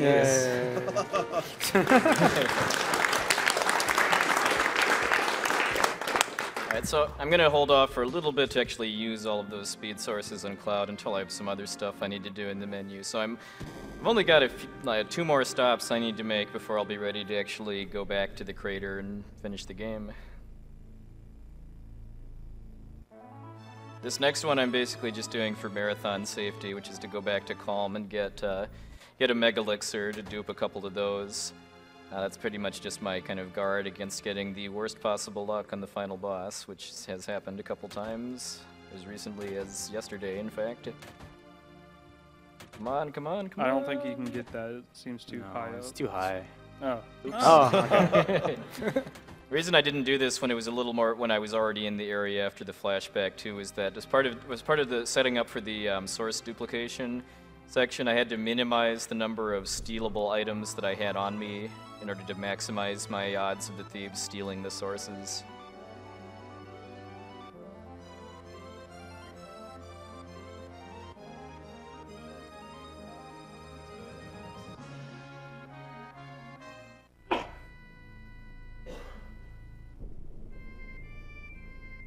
And I'm making a pit stop here to get that death blow materia over here, and also get into a fight here, and then steal a spider web from this enemy here, which Abda just explained a bit ago, casts stop on all enemies.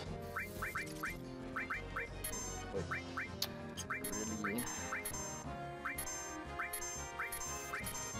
So yeah, Sid got frozen there, so it's going to be a little bit of a wait until we can start dipping those Mega Elixirs again. Yeah.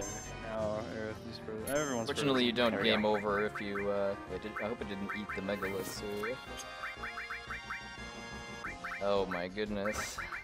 What happened there? I think it ate the Mega Elixir. Oh no. I'll just get another one from the North Mountain, because if I reset again, I'd have to redo the last speed source duping. That was, you know what? That's never happened before. Yeah. That he stopped Sid after I'd already started doing the duplication glitch. Quexel ran into another that didn't happen before yesterday when he was practicing this part, where he stole the spider web while he was starting up his duping for the Mega Elixir, and the spider web took the place of the Mega Elixir, and he started duping spider webs. Yeah, I remember that. I was sitting in the room for that one. Wow. So yeah, little detour, another unplanned detour here to grab another Mega Elixir that's in this cave here.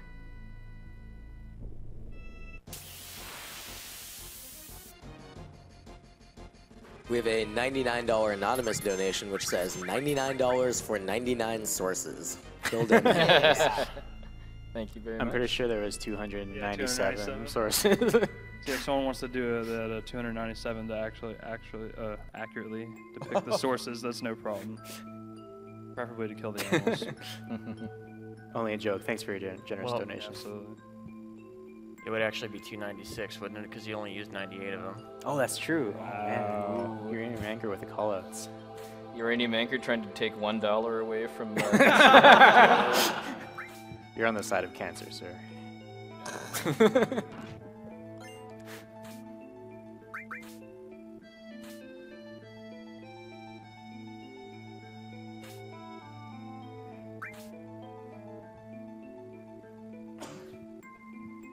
We have $25 from Grizzle Grant, which says, not to be pedantic, but choosing not to save the animals is not the same as choosing to kill the animals. That said, let's kill the animals. He wasn't pedantic, I guess. And we have $20 from Kosak Rizzi that says, loving this Final Fantasy run. Oh no. So I wasn't gonna say anything, but before we went in that cave, the reason Plex is saved is because in case we got in a pincer, luckily He's gigantic. most of those power sources, or all the power sources. But he's also gonna use this encounter to dupe those items, so it's gonna end up working out alright. Even though Cloud's running in the wrong direction. There we go. This game really has it in for me today. Yeah. Perhaps this comment was bad luck. But it said, my friend is going insane over these glitches. Best of luck for the rest of the run and kill the animals.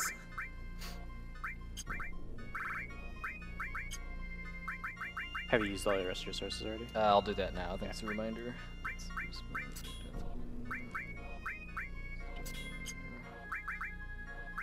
There we go. He's very fast and very sad. He's alone in his fastness. Sadness status reduces the amount of damage you take by 30% for the trade-off of your limit gauges building slower. But I'm done using limits in battle, so taking less damage is preferred. Yeah, it's one of, what, 2 status effects that are persistent across fights, the other one being Fury. Fury, I believe. Makes your limit gauge build faster, but it makes you less accurate. Alright, so I could just have gotten back into the airship and flown back to the crater and climbed back down, but I'm going to use Yuffie warping again to get back to the bottom of the crater because it's both faster and safer and has lets me show off another cool glitch in the process too. And you get to kill Yuffie again, so there's that. Yes.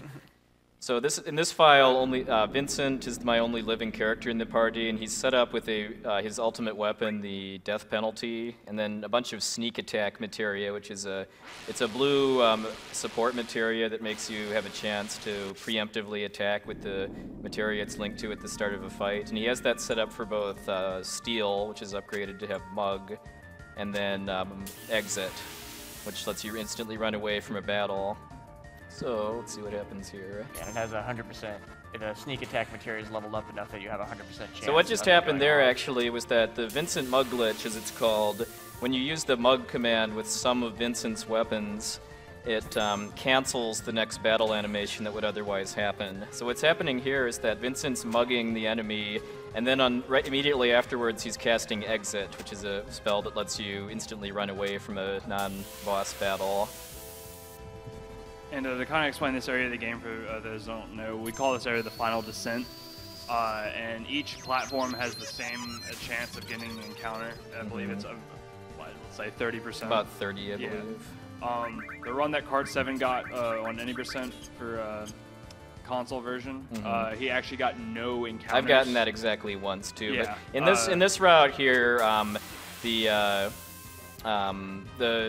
number of encounters is actually fixed. It's normally random in a single segment run, but just because of the properties of this file, it's fixed at always 4. And Vincent just had a guilty conscience attack and fell over. So another consequence of the Vincent Mug glitch there is the Iron Giant swinging his sword into his face animation got cancelled. So that's why he just like died instantly. Then this forest right here, I don't know if we called enough attention to it earlier. This forest here is the highest encounter rate for Yuffie in the entire game. It's 255 over 256, or roughly 99.5%. Basically, if we got anything but her. Which is, I'm expecting at this point. Okay, there we go. You said you've gotten that once? I've gotten that once, yeah. I thought I got it a second time, but it turned out to be because I was in the wrong forest. Alright, and then we just Yuffie warped back to the same fight that Vincent and the other file died on. Nice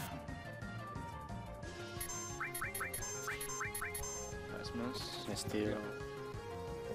Alright, so if you don't remember earlier in the run, about 2.5 hours ago, when I told y'all to remember those FMVs at the very beginning of the game, technically the game still thinks that we're on disc 1. but when this is normally disc 3. So because of that, it doesn't really know what FMVs to play, so it just kind of picks some random FMVs from the beginning of the game.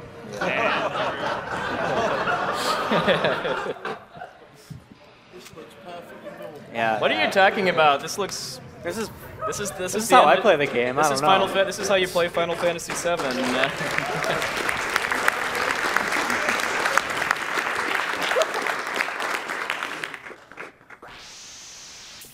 This is a technically a 4-part, but we'll call it a 3-part final stretch of bosses. This one is Genova Synthesis, and he's gonna be using the Deathblow materia here. I would just like to point out that since he has Eris in his party, she wasn't showing up in the previous scenes because she's not supposed to be there, so the game just doesn't show anything at all. And then this was also a donation incentive here. Like we said, well, I guess I'm allowed to say this. There's a certain point in this game where one of these characters on the screen may or may not live anymore. You all donated a good amount of money to have her here, because under any other circumstances, this is not possible with Sean Bean. Well, okay, Sean Bean may or may not die in this run before this point. So the fact that she's here right now is absolutely not possible in any other circumstances. So for fanboys of this game, this is Eris nuts. lives. I know people like me and Poexel and others kind of get desensitized to it, but it's still pretty nuts. The reason why I'm always hitting with Deathblow too, which normally lowers your accuracy, is because of the Misteel armor that Cloud has equipped. A side effect of it is that it increases your accuracy with Deathblow to basically 100%. And you're seeing the effects of the speed sources Oh, and power okay. sources. Well, you know. Boom! Yeah, that's And also Sephiroth. that's also why I lowered the battle speed before that too, because Cloud is so ridiculously fast at this point that I have to lower the battle speed in order to kind of just to get in my inputs fast enough to take full advantage of his speed. Oh. Cloud's seeing himself.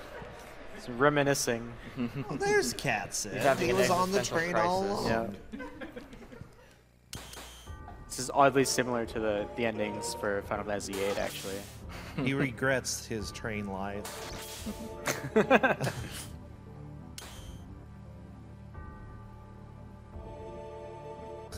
What are you talking about her like that? She's right here. Real quick, I'd just like to make one note.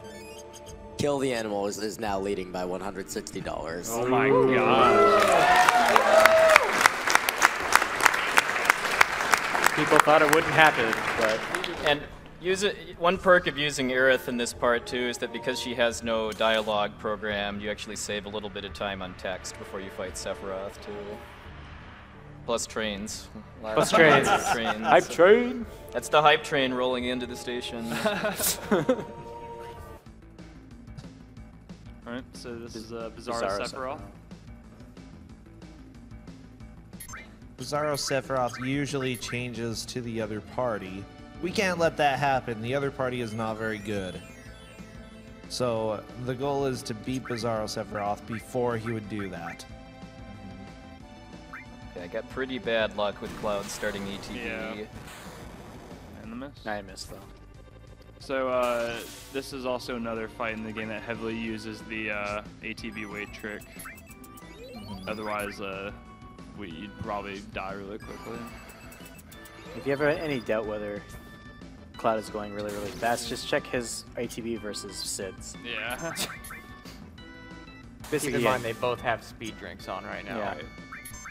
Okay, so just because of how bad Cloud's ATB was, Bizarro's going to get another turn. Hopefully he doesn't do anything too nasty. He's going to cast Bolt 3, it's scripted, but the outcome of that can go a number of different ways.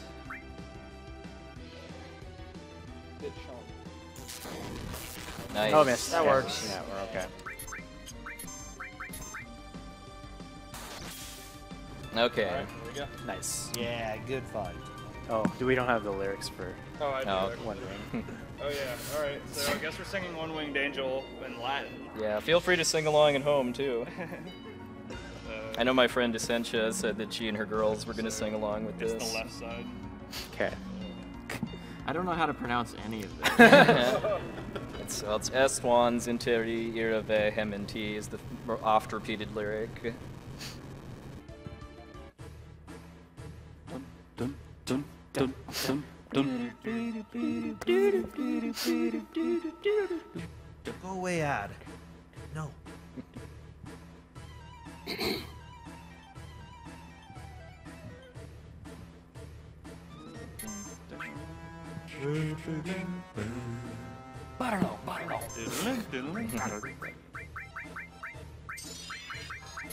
Also, Spiderweb is coming to play in just a little bit.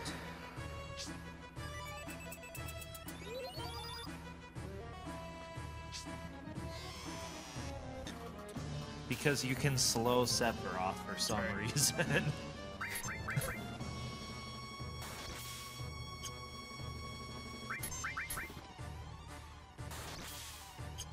He's gonna be dead before we get to sing. Yeah, actually, that's a good point. Very well might be. He won't be.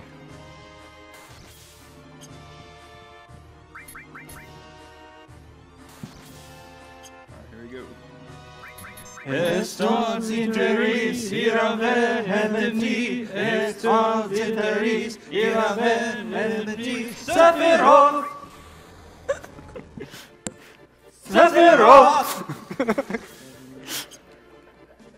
Sos interis irave hementi, estos interis irave hementi, Sephiroth! Sephiroth! Sosimanis Etinanis Sosimanis Etinanis Esponsiferis blah blah blah Sephiroth Sephiroth Okay, and we got a long instrumental section coming up, but fortunately, we win! Yeah! The singing killed him! It's not time yet, though. So generally in the Final Fantasy community, we start our runs from a new game to final hit on the last boss. Technically, to us, this is the real final boss, but there is I basically one more won now. fight. There's nothing Right. left that can happen that'll make me lose. But after a cutscene coming up here, I do have to. Cloud has to fight Cloud has to fight Sephiroth inside his mind, and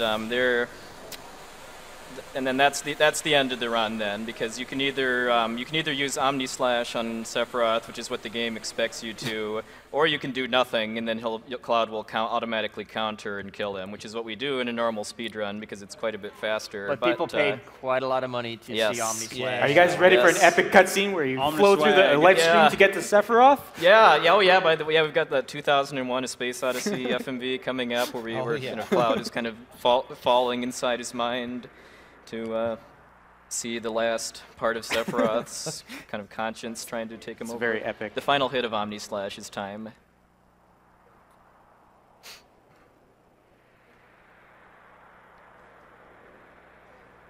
All right. Bye, guys. Yeah.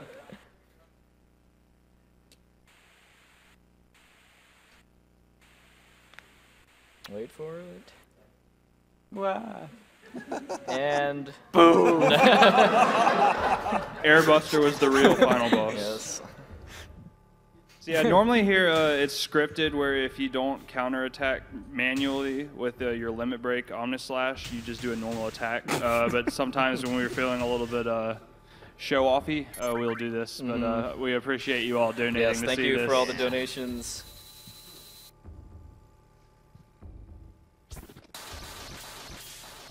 He's only got 1 hit point, by the way, too.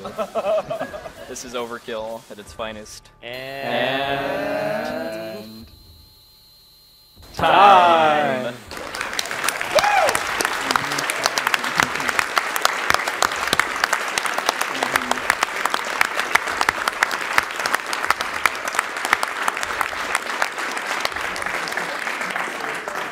Wow, got a Sub sub 3 3 even with all that terrible luck during the Sub source 3 with that one was 57, really, right? really Oh, good. nice. Wow. That was good. I will very much take that. Yeah, that was good. Mr. MV couldn't quite get us there. Yeah.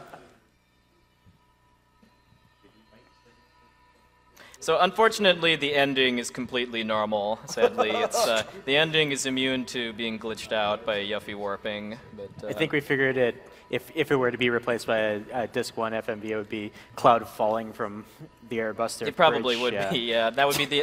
Then Cloud would fall, and then you'd get the credits. Yeah. Or unless the credits got replaced with another FMV. And we only hit it for about half a second, but the donation tracker was somewhere around 777777777. Nice. So Nice. Oh, nice. it's appropriate. Lucky 7.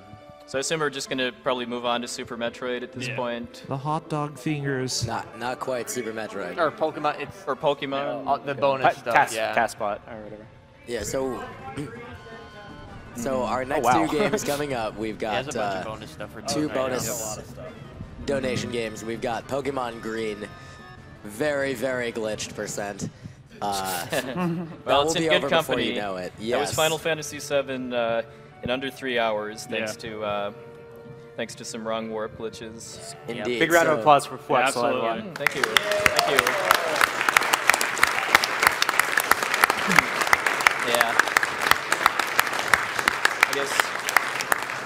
Definitely Before I- go ahead. Go ahead. There you go. I guess before we hand off the mic too, just round of shout outs to my great couch crew behind me there too. Check them out on Twitch TV as well. And also shout outs to 3 people in particular. Neoheart again, who originally discovered the Yuffie warping glitch that makes this super glitchy run possible. Zero Kainos, who did basically all of the routing to make a speed run that uses the glitch to its full potential, and then also Cart7, who found a lot of more optimized battle strategies for the Midgar bosses that are still in this version of the game. Yeah, and I guess on that note, what I was going to say is please, please, if you do not already, follow Plexel on Twitch and Twitter and everything you can. He's pretty much granddaddy Final Fantasy to me. He's run every kind of generation. He's organizes the SNES Final Fantasy Relay every year. He's run 7, 9, 6. He does all of them, and he's definitely the guy I looked up to when I started speedrunning Final Fantasy. So please, please, please give him a follow. He's an Making me amazing blush, runner. thank you. So should I just go ahead and stop now then? And he really likes Blaster Master, so he's cool in my book. You want me to go ahead and cut it off now, or? Okay. All right, thank you. All right, everyone, you just watched Final Fantasy VII in 3 hours. Naturally, the only thing that can follow that up is is Pokemon Green in 3 minutes. If you want to know how that works, stick around for just a few minutes while we get that set up, and then right afterwards, we are going to have the return of TaskBot with Pokemon Plays Twitch Part 2. No, I did not speak incorrectly. That is exactly what I mean. Following that, we will be having a Super Metroid 100% race between 2 of the best players in the world, Epically Epic and Sweet Numb. You don't want to miss that. You definitely want to get your donations in to determine the fate of the animals. There's 3 pixels that are worth, as of now, $154,743.24, as well as pushing us towards the $1 million goal that we currently have. We can get there if you guys keep sending those donations in. Right now, we are going to be going to a Twitch commercial, and when we come back, we are going to head towards Pokemon Green. So stay with us. Thanks for watching.